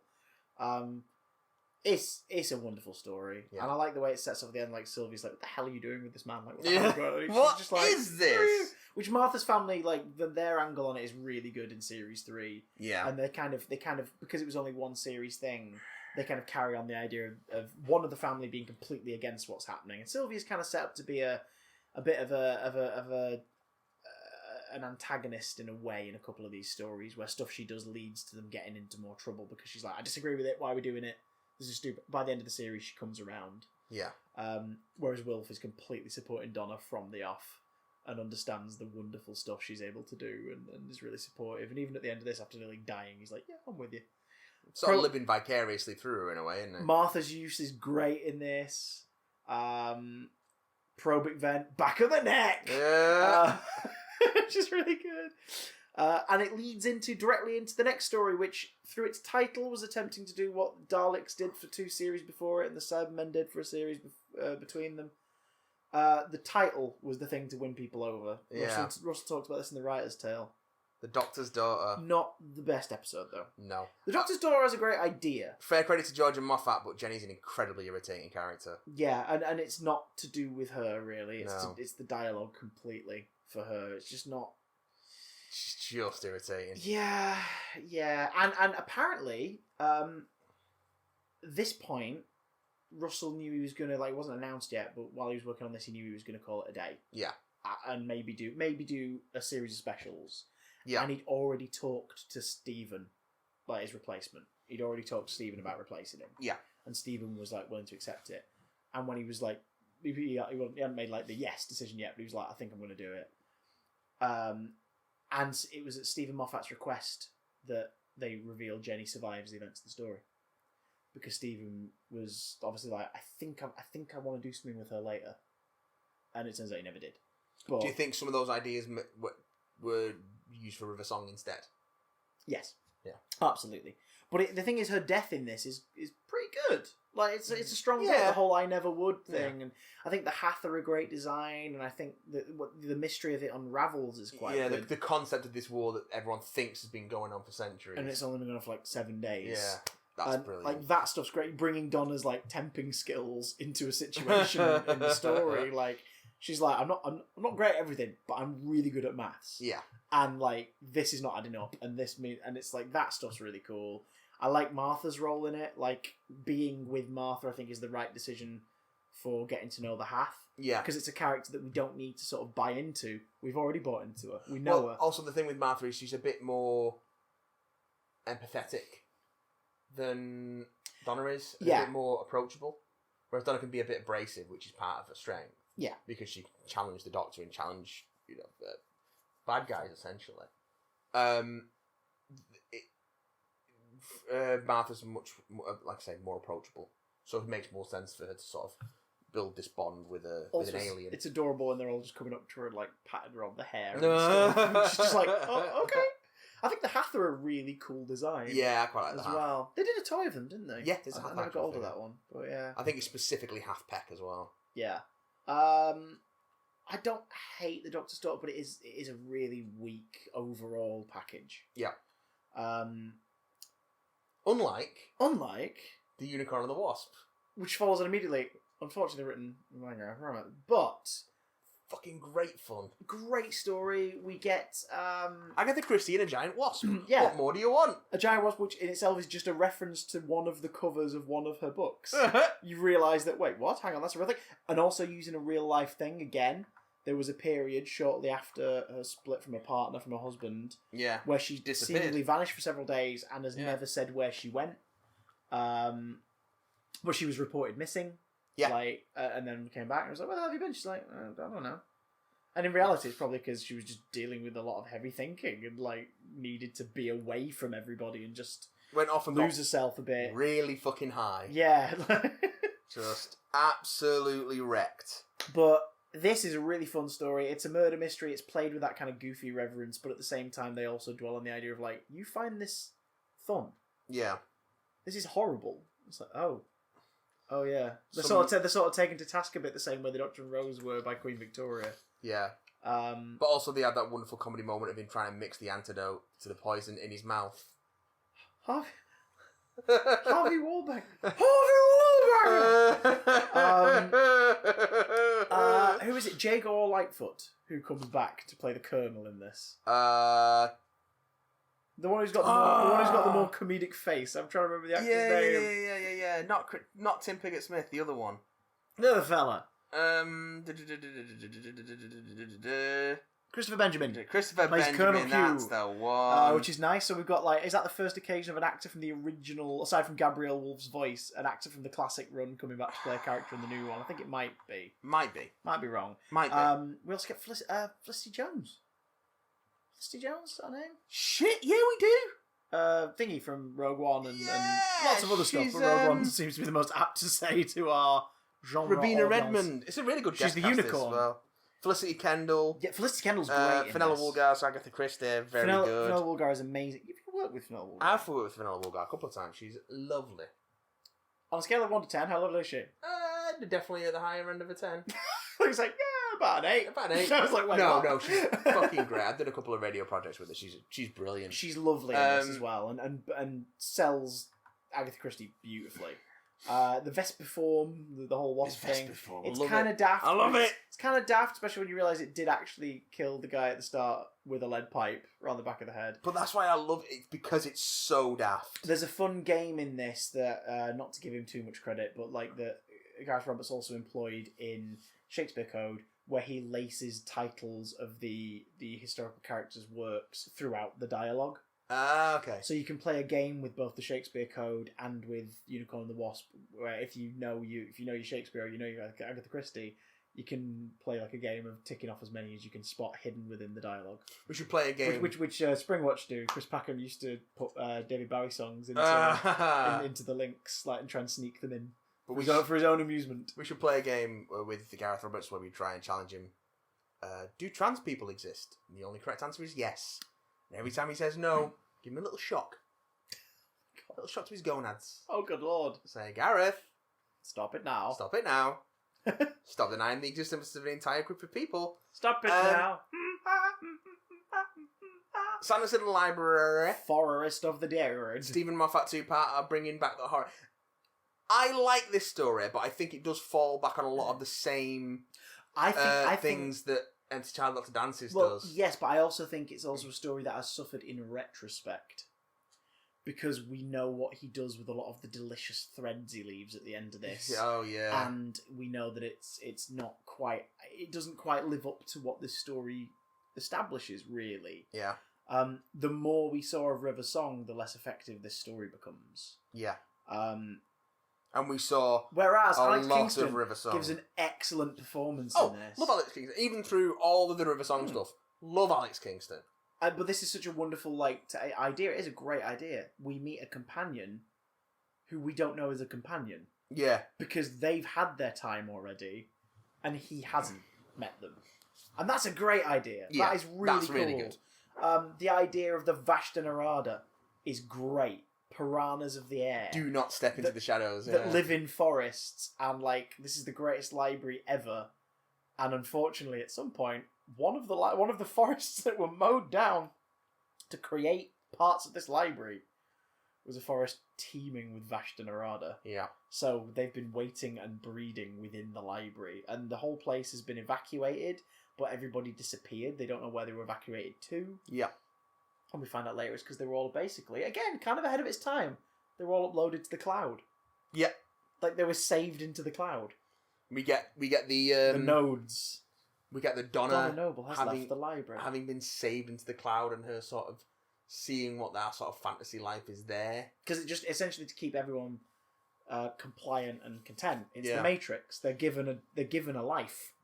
And the only giveaway is Miss Evangelista, who was killed by the Vashta Narada during the story, and then manages to get into the consciousness, because she's taken in there too, because they sort of established that everyone here kind of has like a little backup that saves sort of their brainwaves to a point. And when they get killed, it gets stuck on a Moffat trope as well of dialogue being repeated. They get stuck on like the last thing they said, just repeating over and over again. That sort of ghost loop on the communicator.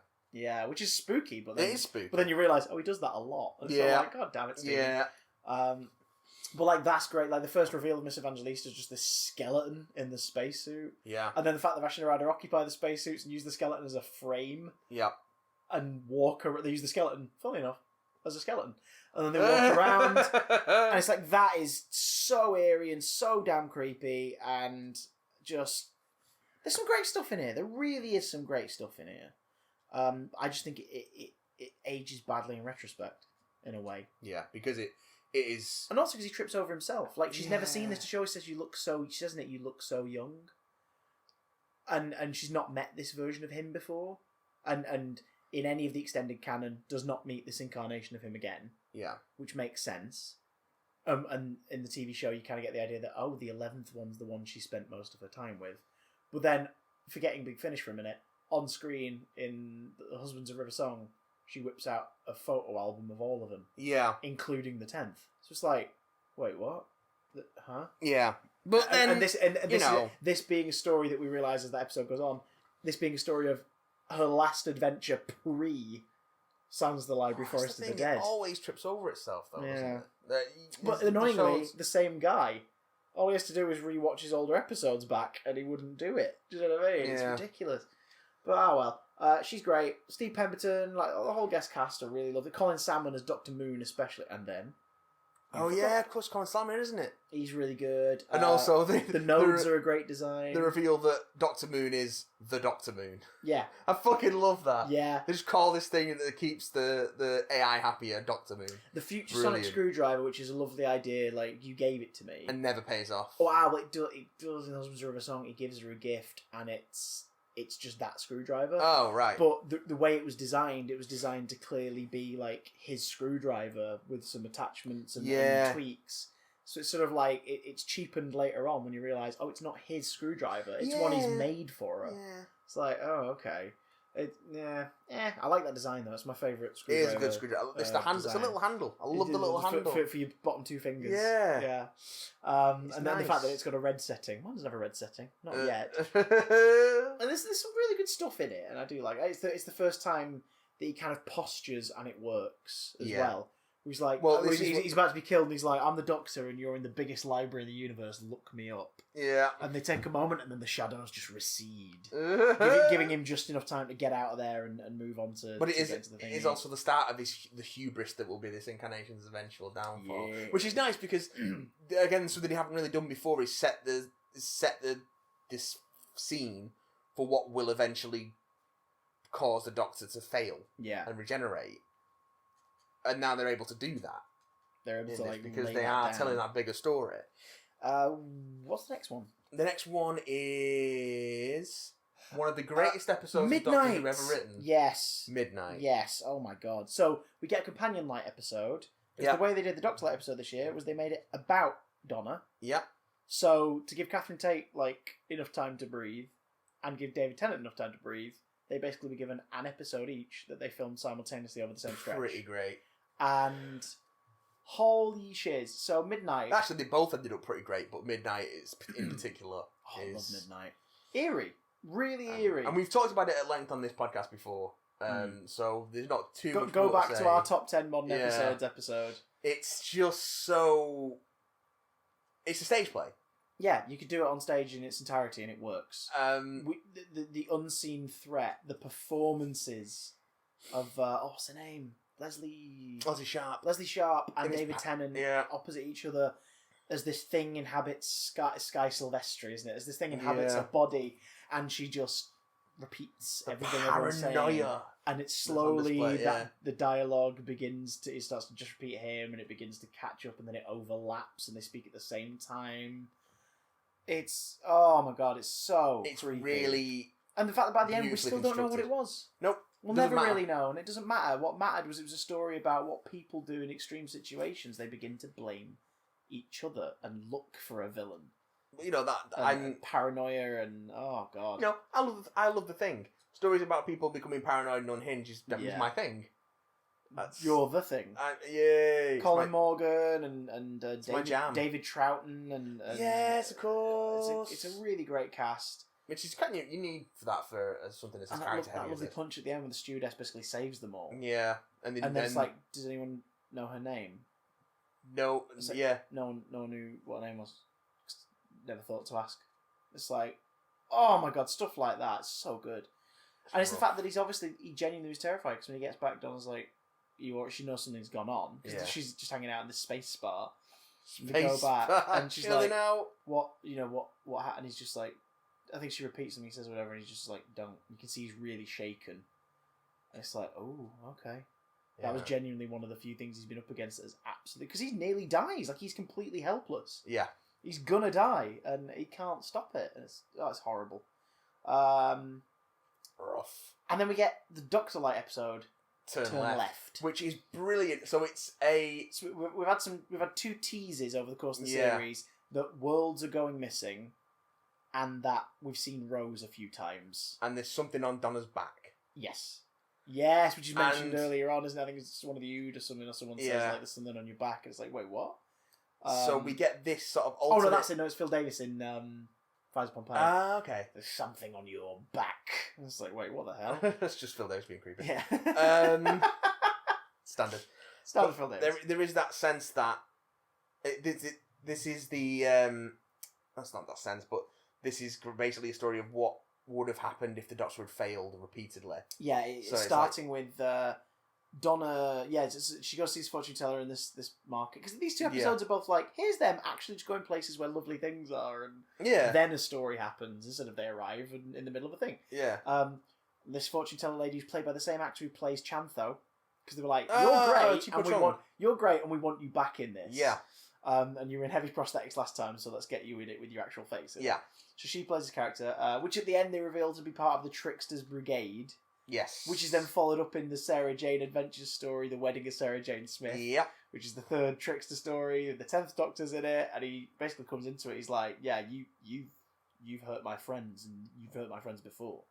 And he's like, he proper confronts him, and it's like, oh, because the Trickster's the closest thing Sarah Jane Adventures has got to like a big bad. Yeah. And the fact that even the Doctor's felt it, he's like, right, I'm coming to fuck you up. And it's like, nice try, Time Lord. Good times. But it's really good because the little subtle tie-ins. Yes. But yeah, Donna makes the choice when she thinks back of like how her life would have been different, and all it relies on is one simple decision, which is not going for the temp job in Chiswick and going for a job at the other place when she had the 2 offers on the same day. Yeah. And we see the events fall out, and it's great. Like, she doesn't meet Lance, so someone else is like brought into the Rachnos plot. Mm-hmm. And the Doctor dies because the story presumably goes the exact same way, but at the end he stays there and he's watching it flood. Yeah, no one to pull him out. No one to pull him out at that moment. So then there's no one to save the hospital. Yeah, well, well, it's investigated by a woman who's identified. The body is identified as Sarah Jane Smith. Sarah Jane Smith and her. And based on when the time of the story is, Clyde, Rani, and Luke. Yeah. Just like, oh my god. Like, yeah. the parent show says, hey kids, you know that show you're watching on the other channel? Well, in this episode, they all die of oxygen starvation. Yeah. It's like, wait, what? So that happens, and which of course means that Martha Jones is dead, and all this stuff, and then Voyage of the Damned happens, and the Titanic crashes into London. It crashes into Buckingham Palace, even. Yeah. So that makes a massive part of Britain uninhabitable, and they've got the sort of refugee the sort of concentration camps by any other name for foreigners. They refer to them as what's it, sort of like labour camps. The idea being that like, the work will be done, and just have that amazing moment. Is it Mr. I can't remember his name now, but the neighbour, he's wonderful. The place where they stay, and him and Wilf just have this look at each other where it's like, and then Bernard Cribbin's breaking down because that's what they called them last time. Yeah, something which Russell expands on in years and years, and does it really bloody well. And it's oh my god, this is heartbreaking. But as the story goes on, you realise it's not just hey viewers, here's a cool sci-fi what if for Doctor Who. Yeah, it's Rose is here. Why is Rose here? And this is when we finally learn what's been going on. Rose's world is also being affected by something, and she's breaking through. Yep. To investigate it, because it's not just happening in our dimension; it's happening in the dimension she was left in from Doomsday. And she's trying to get hold of the Doctor, but Donna is the key to doing it. And she's arrived, unfortunately, in this dimension where everything is going wrong, and they need to correct it. Together they manage to figure it out and get out of there. There's a beetle on her back. It's spooky as sin. Mm-hmm. So by the time they get back to present day, she's got a message, and that's when the Doctor and Donna leave the fortune teller thing, and the words "Bad Wolf" are scattered everywhere. Doctor Who magazine that month was incredible as well, because like the outer cover is like the Supreme Dalek, and the Doctor and Donna either side of it and stuff, and like there was a poster as well, so it was in the plastic wraparound cover. Yeah, and when you take the plastic wraparound cover off, you got a blank version of that cover, but everything on it just said Bad Wolf. It's like, oh my god, this is so cool. Like everything on it is just a Bad Wolf, Bad Wolf. Bad Wolf. Oh my god, that's so good. So you finally find out, oh, that's what Bad Wolf was trying to warn us about. The other thing was just that series. This series is actually what it was going to be for, which is genius. It's very good. So we go into the final two-parter where we learn what happened to the planets that have been disappearing. They've been stolen to help create a freaking engine to work a weapon that will eradicate everything from time. Because who could be so diabolical as to want to kill everything in existence? It's Davros. It's Davros. Well, it's the Supreme Dalek and the Daleks, because Davros is their pet. Yeah, he's their little scientist bitch living in the basement of the Dalek Crucible, which. The last the Doctor knew of it, it flew into the jaws of the Nightmare Child in the final days of the Time War. I love it. But I they love were that sense of history. They were temporal shifted from an outside force when Dalek Khan got lost in the schism of time and dragged them back. And Dalek Khan is insane. Yeah, his casing's cracked open. He's gone mad. Nick Briggs is having a field day playing this loopy Dalek, and. Oh, that is so good. But it's quite fun. It's the Avengers. Yeah, it's the big team up. This 2008 two-part finale to Doctor Who crosses over previous seasons and its two spin-off shows. It's great. Oh my god. It's great. I love it. Get the Sarah Jane gang. We get Captain Jack and the Torchwood gang. Oh, We that's get so fucking good. Harriet Jones and people fly down north. Former Prime Minister. Sarah, we find out that Mr. Copper, like his foundation, helped fund the network link that's giving Harriet Jones the ability to communicate with them all. So Voyage of the Damned ties back in, and we find out the that Daleks, like the Harriet Jones Prime Minister, a former Prime Minister. Yes, we know. Just oh my god! Like when Sarah Jane finds out that you mentioned, this is where that comes in. Sarah Jane finding out that the Daleks are back in her reaction, and she just starts holding on to Luke. And she's like, "Oh, it's traumatic." Wilf attacking a Dalek with a paintball gun to its eye stalk. Brilliant, brilliant. So much good stuff in this, and I know it's fan wank. It's so silly, but I don't care. We get Davros. It's a crossover event between all of the shows that were running at that point. And it is literal wish fulfillment, because as a two-parter ends with everything, happening as it is, Rose gets her own Doctor boyfriend. Yeah, we get the Meta Crisis Doctor, which, as far as I'm concerned, and I'm going to hold on to this for as long as I can, is not an incarnation of the Doctor. No, Tennant is not two Doctors. It's basically a clone of the Doctor. Yes, god damn it. Though I do love that idea that it's sort of a combo of the Doctor and Donna, like it's human, but it's got his mind, and Donna temporarily becomes it. Special shout out to Julian Bleach. Holy shit. I loves me some Davros. Terry Malloy, of course, did the most work in the role and is excellent. Yeah. Julian Bleach is my favourite Davros. Excellent work. I don't much care for his second story, but I love him. Does he not come back again until Capaldi's Apprentice? Yeah. Fucking hell. Which is the right way to do it. Because Davros in the original series, unfortunately, becomes the focal point of every Dalek story because of how successful his debut is. Yeah. And it kind of lessens the Daleks a bit. So much so that Remembrance holds off on him and then reveals he's been there the whole time. Yeah. But even so, it's still... But it also, Davros is behind it. It also teases him with the battle computer. Yes. Yes. You only see from behind at first and is heavily implied to be Davros, and then it's the little girl. Yeah. Which is quite nice. Oh man, Remembrance is really good. Remembrance of the Daleks. Remember? When are we doing the shorthand version called Member of the Daleks? Member of the Daleks. That's a different thing altogether. Oh yeah, it is. I think Dalek second members of the Daleks. Oh, several of them. But yeah, so it's just Journey's End still. It's really cool. Like Liz Sladen gets to shine. We get Mickey back. We get Rose back. The cliffhanger was hands down the best cliffhanger in the modern series up to that point. I honestly thought that they might spring a regeneration on us. Yeah. And then managed to keep it a secret. I mean, it would have sucked a little bit in retrospect that his last words were, "I'm regenerating," and then he regenerates. But, still, it was amazing. And the hand comes into place, the prop from Torchwood, continues on into this one. Yeah. And Gwen and Yanto play a part in it, and... Oh, God. Yeah, God, them firing the machine gun at the Dalek in the doorway of Torchwood 3. It's just so cool. Yeah, it's I love it. I love Journey's End Stolen Earth. I think it's great. I think it's really fun. And I love the bittersweet note it ends on. Donna's exit is heartbreaking, probably the most heartbreaking of all the companion exits from the show. It's great because she's also the funniest companion. Yeah. And she gets the most tragic ending. And yeah, she goes back to who she was pre The Runaway Bride. And Wilf sums it up. It's because it's sold, not just on their goodbye, but the scene after. Yeah. Where Bernie Cribbins has to deliver the whole, all those wonderful things she's seen, the person she's become, she's going to go. And he's like, yeah, but it's the only way to keep her safe. It's the only way to stop her head from freaking exploding. She'll die if she remembers everything. It's horrible. Too much. And then the bits we ended up, they carried on the trope of the end of the series, the what thing. They did shoot an ending for that one, where he does that, the TARDIS has been intercepted, and on the final it's a close-up of his face in the monitor, and there are two Cybermen behind him. Oh. But they chose not to use it. And it's a better ending because of that, because it's just him, after seeing all these friends, Sarah Jane making a point of, you've never been, all those years saying you're alone, you know what I mean? You've got more friends than you could ever imagine, you know what I mean? Than anyone could ever imagine. And then it still ends on that note of him just on his Todd, after he's had to say goodbye to Donna and let her go.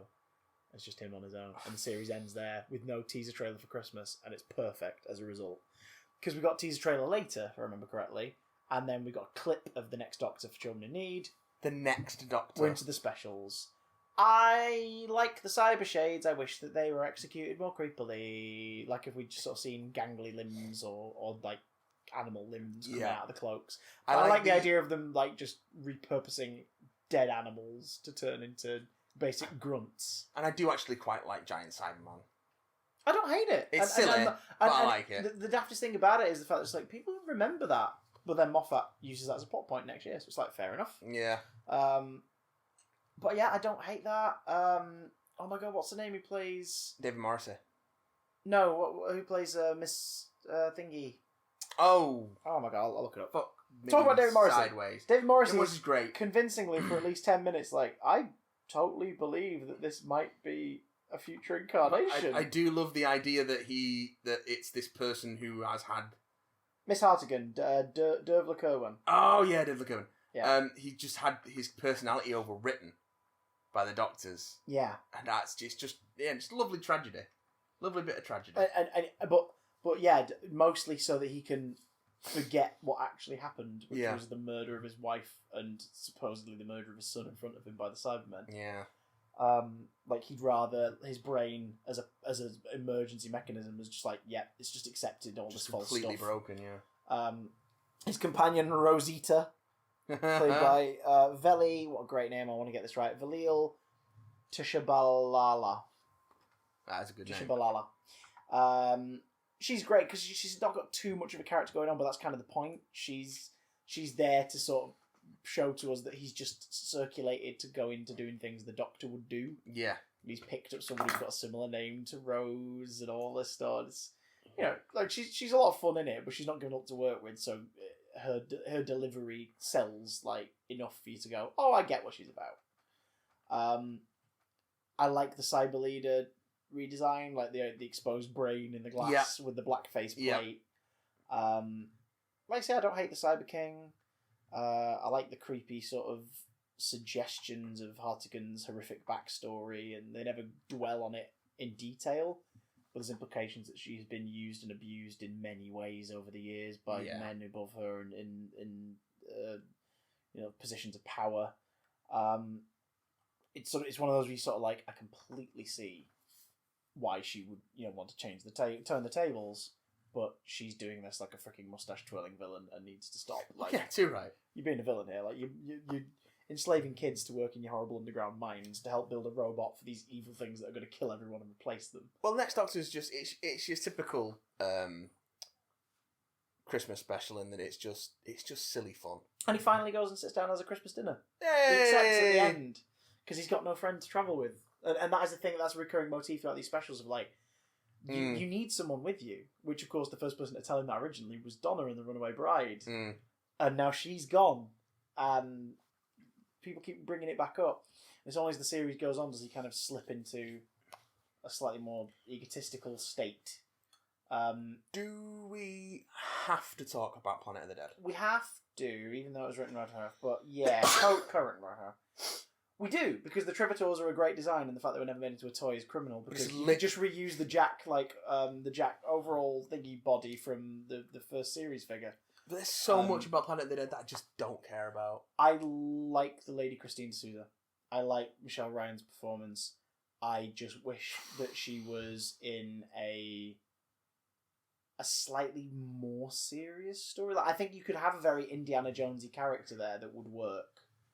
And I think she approaches it that way, but because the story keeps getting like dafter and sillier in its delivery, it's sort of the character sort of feels dafter and sillier as the story goes on. There's definitely room for a time traveling Lara Croft.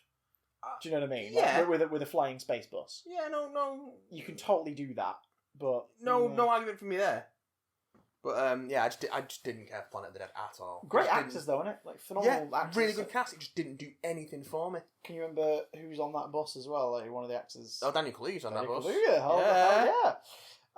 Who else have we got? There is Noma Dumezwini, who plays Captain Magamba, who I believe Captain Magamba appears in The Poison Sky first, but she's in a different role, and then she gets promoted in this one. She's she's smashing.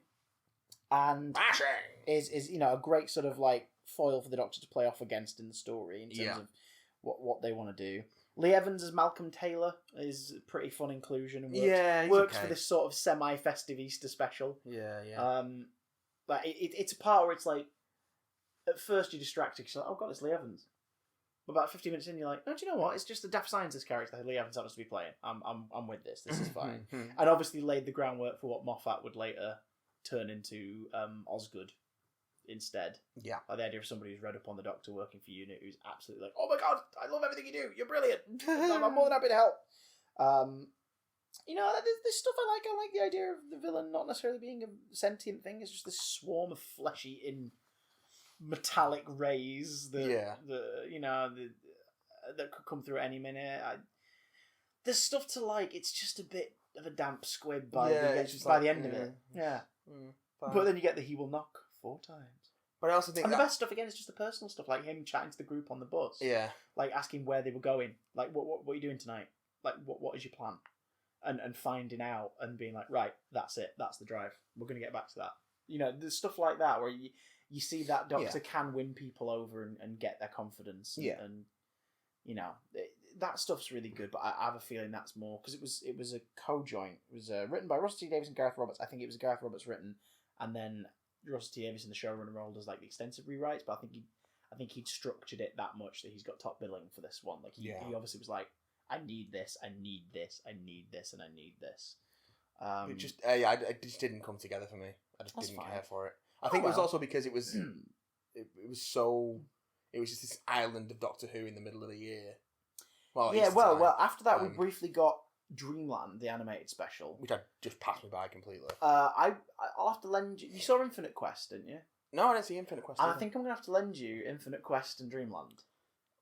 Apparently, and I respect this, the specials steelbook, which has been put on a mysterious delay all of a sudden, apparently will include Dreamland and the Infinite Quest on them. So it's like, that's kind of cool. So they're all kind of in one place. That makes a bit more sense. Have you ever seen The Wedding of Sarah Jane Smith? Yes. Yay! Have you seen Death of the Doctor? Well, I know what we're doing for a commentary soon. So, no, I don't think I have. It's bloody great. And also is that thing of, we like working with you, you're back in it. It's one of David Bradley's 3 roles in modern Doctor Who. Brilliant. He's the voice of the Shan Sheath. The Undertakers of the universe who look like giant vultures. Yes. Continuing the Jadoon tradition of monsters that are animals on people bodies. Dreamland's got a really good script, but the animation really distracts from it. Like, it's ugly animation. I've not seen it in motion. But Infinite Quest works better because it's the late Cosgrove Hall Flash animation style. Yeah, that is in a lot of the recons on DVD, so it at least blends in with those. Yeah, whereas Dreamland is distracting. But Phil Ford, who wrote Dreamland, also co-wrote The Waters of Mars. Fucking love The Waters of Mars. One of Tennant's best stories. What else do you want me to say about it? It's a creepy sort of almost zombie thing on Mars. Gotta get off Mars, or else you'll be turned into a water zombie. Gotta get off Mars, okay? It's fucking great. It's also Graham Harper's last episode in the Russell era as a director. What a way to frickin' bow out.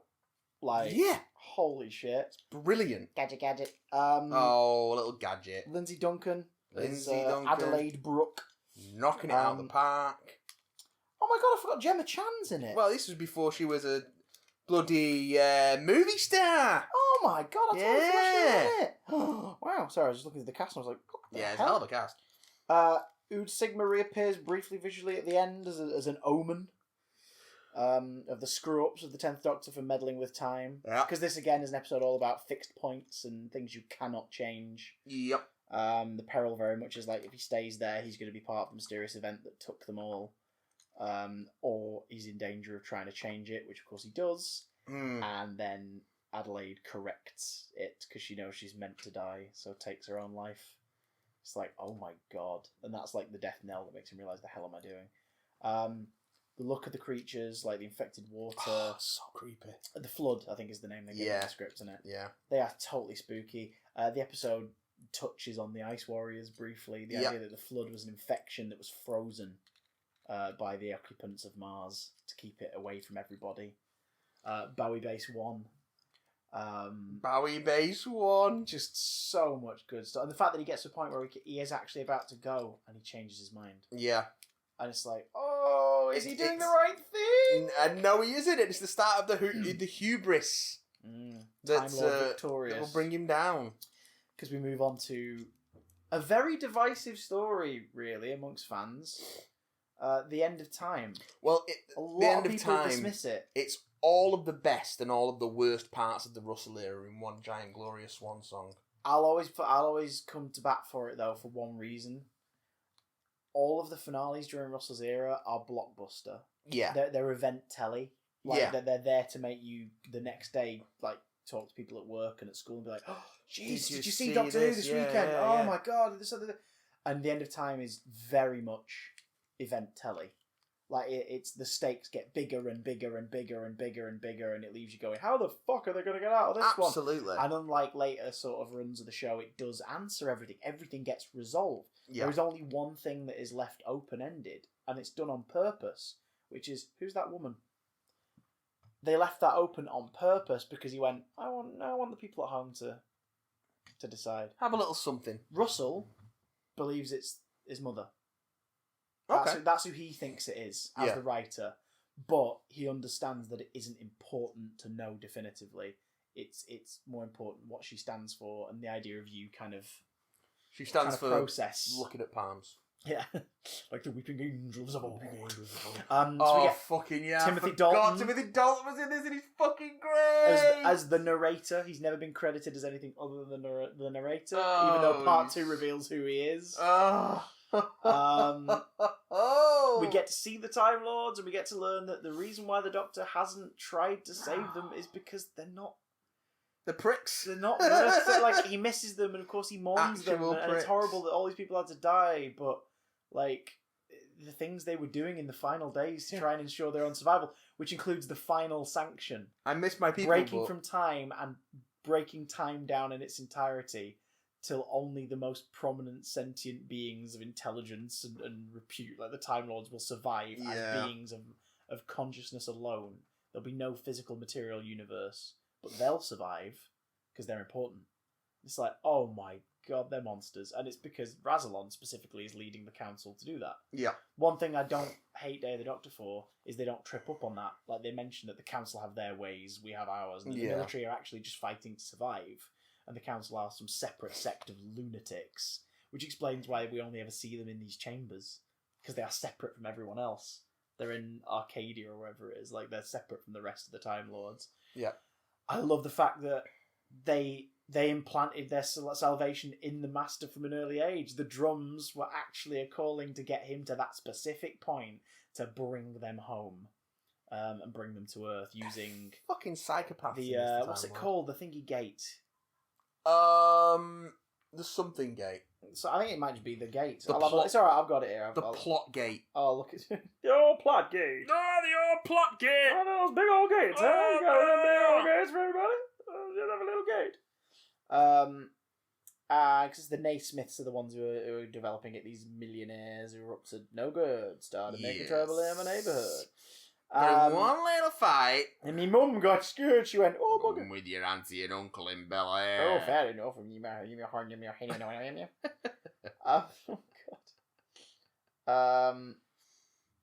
Oh my god, yeah, David Harewood plays Jeffrey Naismith, yeah. David Harewood and that. You've got the two scientists. What are they? Oh my god, they are Vin Voce, and they are Adams and Rossiter. Yes. Played by Sinead Keenan and Laurie Lewin. Yeah, they're great. June Whitfield. Oh, Laurie Lewin's great as well. Like, he's not one of the core Horrible Histories cast, but he was like the guy who recurred throughout their four main seasons as writers and stuff. Yeah. Most notably is Oliver Cromwell. He's fucking hilarious as Oliver Cromwell. But they're great. Vin Voce, shimmer. Oh my god! Oh my lord! It's a talking cactus. Wilf is the companion. Yes. The Master's failsafe plan to come back from the dead is pulled off by Lucy Saxon, who resurrects him to kill him outright. Yeah. And it fails.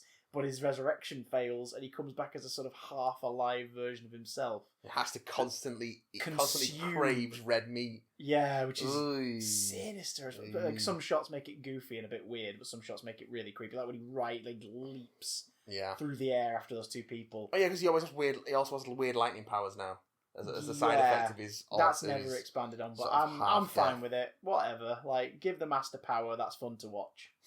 As a fan of that character, give him something that makes him superior in some way to the people around him. Yeah. And that's fun to watch, because it's what he wants. And there is the goofiness of him briefly turning the entire population of the Earth into him. Which was a great cliffhanger, because you're like, wait. Yeah. What?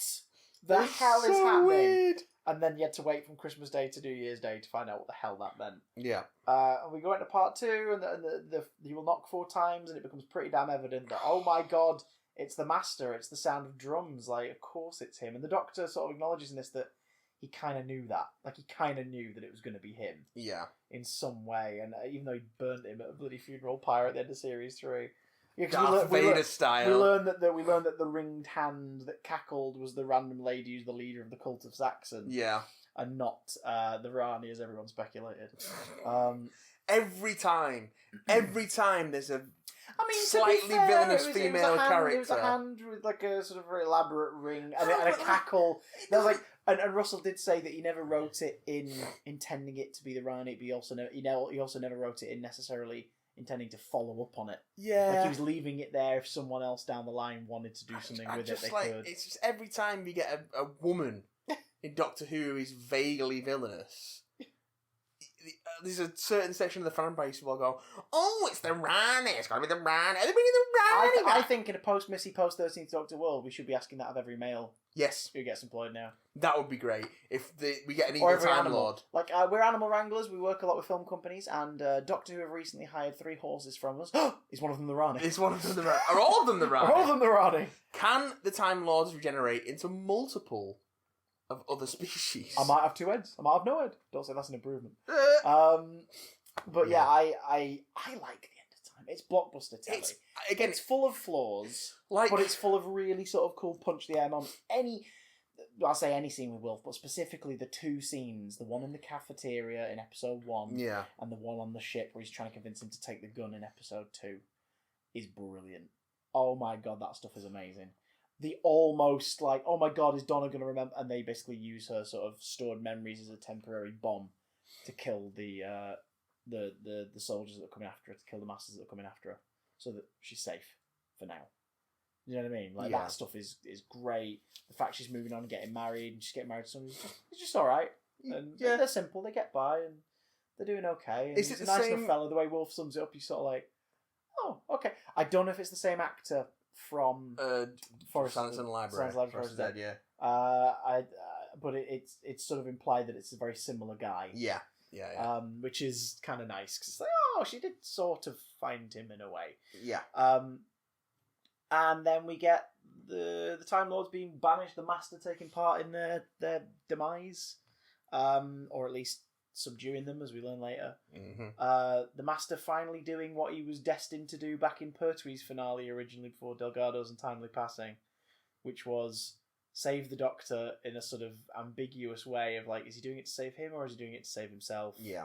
Either way, he's done it, and he seemingly has died doing a heroic thing. Timothy Dalton's spit. Timothy Dalton's. And then the victory lap. And then the victory lap at the end. Also, the tragedy of Wilf being almost directly responsible for the Doctor's regeneration. And like, heartbreaking I totally understand why people hate his rant and his strop, but it's very in character for this Doctor. And he's very human. He's very real. He's a selfish Doctor. Yeah. He is selfish. He's the hero and he'll save the day, but like he's... You know, is he doing it because it's the right thing to do, or is he doing it partly because it makes him the hero? Like, we don't know, and you know, he's a questionable guy. He's not the nicest person. No, he's a good guy, but he's not a good guy. He's a good guy, but he's not always nice. So let him have a bitch and a moan. Let him be like, I saved the day. Why is it this that kills me? You know, because you know he doesn't blame Wilf for it. He blames the fact that it was just inevitable. And it was something this simple. Something that he has to do. Of course he's going to save Wilf's life. Of course he's going to do it. Yeah, of course. There's never an option. But then the victory tour, I know that pisses people off too. But again, it's in character, sweet. of course, this Doctor's going to be like, well, I'm going to go on a big victory lap and say goodbye to everybody and all that. Of course, he's a freaking egotistical showboat. But also, don't forget, this is not just David Tennant's farewell. This is Russell T Davies's farewell. This is there's a massive shift coming. This version of the show is saying goodbye. Yeah, and it absolutely does. From day one, Moffat runs a very different show. For better or worse. Mostly worse. Valche DM scoring the end of it. Like using Eccleston's theme and bringing it back to herald the end of this version. There's so much going on. I mean, we get. I think the Mickey and Martha thing is kind of weird because it's sort of like, have they just paired those two up just so we can see two of the characters in a happy ending? Yeah, I think so. I guess they have. It's just convenient. But it's also an excuse to cameo Sontaran again briefly. Yeah, I mean, who doesn't like Sontaran? Sarah Jane and Luke get to say, we see them. The Doctor pairs up Jack, because Jack at this point is after the events of Children of Earth, so he's out in space just basically trying to leave everyone behind and find himself again and come to terms with what horrible thing he's just done, which the Doctor's unaware of. But even so, he sees him, doesn't say any words, but he basically gives him a direction to talk to the Russell Tovey looking dude at the bar. Midshipman Frame. So basically the Doctor's final goodbye to Jack is, I'll get you a shag if you want. That guy over there, you can do the shag. Hey Jack, you want to get laid? And you see somebody like Adipose and Slitheen in the bar and stuff, so it's an excuse to cram a few more of the monsters of this era into a few shots. And it's silly, but it's sweet. And that kind of... Because he goes and gets the book signing of Verity Newman, who is a descendant of Nurse Redfern. So Jessica Hines coming back to play a character whose name is the hybrid of the two people responsible for the show existing in the first place. It's a victory run. It's just a one last lap to sort of say goodbye to everybody. It's fun, and then he sees. I love the Rose ending. I think the Rose ending is perfectly right for this Doctor. Like the fact that he goes back to the Powell estate. Yeah. Sees Jackie and Rose like going back. Like, Rose taking a very sort of drunk and not feeling very well. Jackie back to the flat. And on New Year's Eve 2004. Yeah, so it's the New Year's Eve before they meet. So what year is it? Yeah, what year is it? She's like, you tell me it was 2005. She's like, I bet you're going to have a really great year. And at this point, he's starting to die from the radiation. She just thinks he's a drunken nice bloke on the estate. Drunken nice bloke. But then sort of as she's walking away, the way she's looking at him is kind of like this little thing, and she's like, oh, he's a bit fit. Like the way she plays it is sort of like, oh, which is nice, because then it's like, hang on. His regeneration, and Kevin Scott went into detail this on Nice 10, his regeneration to that Doctor is kind of tied to her specifically. Oh, yeah. So is the only reason he looks and sounds like that because she saw this guy? It's a stable time loop. Like, yeah, I don't know. I think the end of time... Sigma sort of voiced over a bit by the Ood, the early Ood, earlier in the episode, voiced by Brian Cox, because he's randomly in this. Yeah. I send him off, and he selfishly says, I don't want to go, and he fucking disappears. I think the end of time and its sort of victory lap sequence sort of perfectly encapsulates the Russell T Davies era in that it's a bit silly, but it's fun. Yeah. But it's also quite sweet, and it's got an emotional core to it. And I think it's the perfect summation of what works about the Russell T Davies era. Not always. It doesn't always work. I mean, we've in the last two episodes, we've definitely had our fair share of stories, that haven't worked. But for the most part, it was a really strong and pretty consistent era of a show, and the show grew through Moffat's early period, certainly, but it wouldn't have been able to do that without the foundation that Russell T Davies gave it of bringing it back and making it not a joke anymore.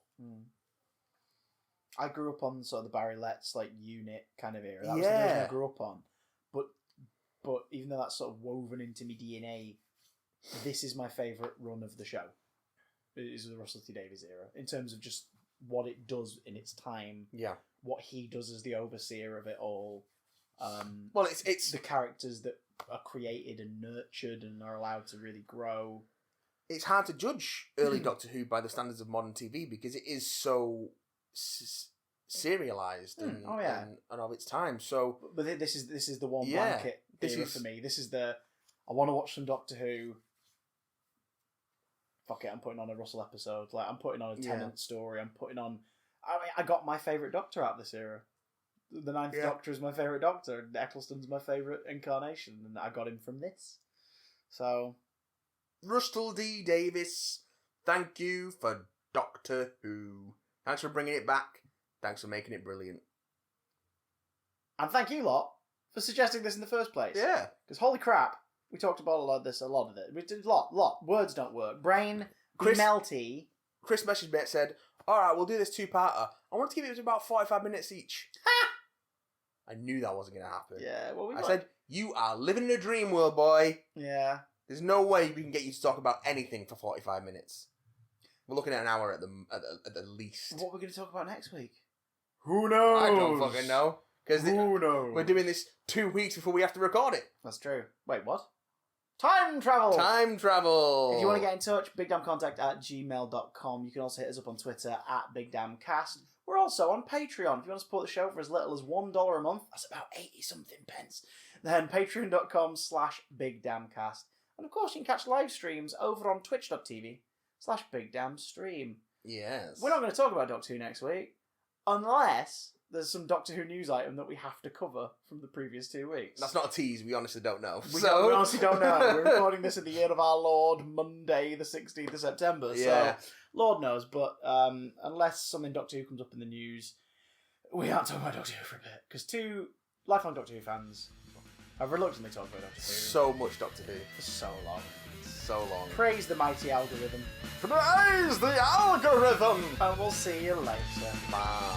Goodbye. Now let's go and say goodbye to everyone.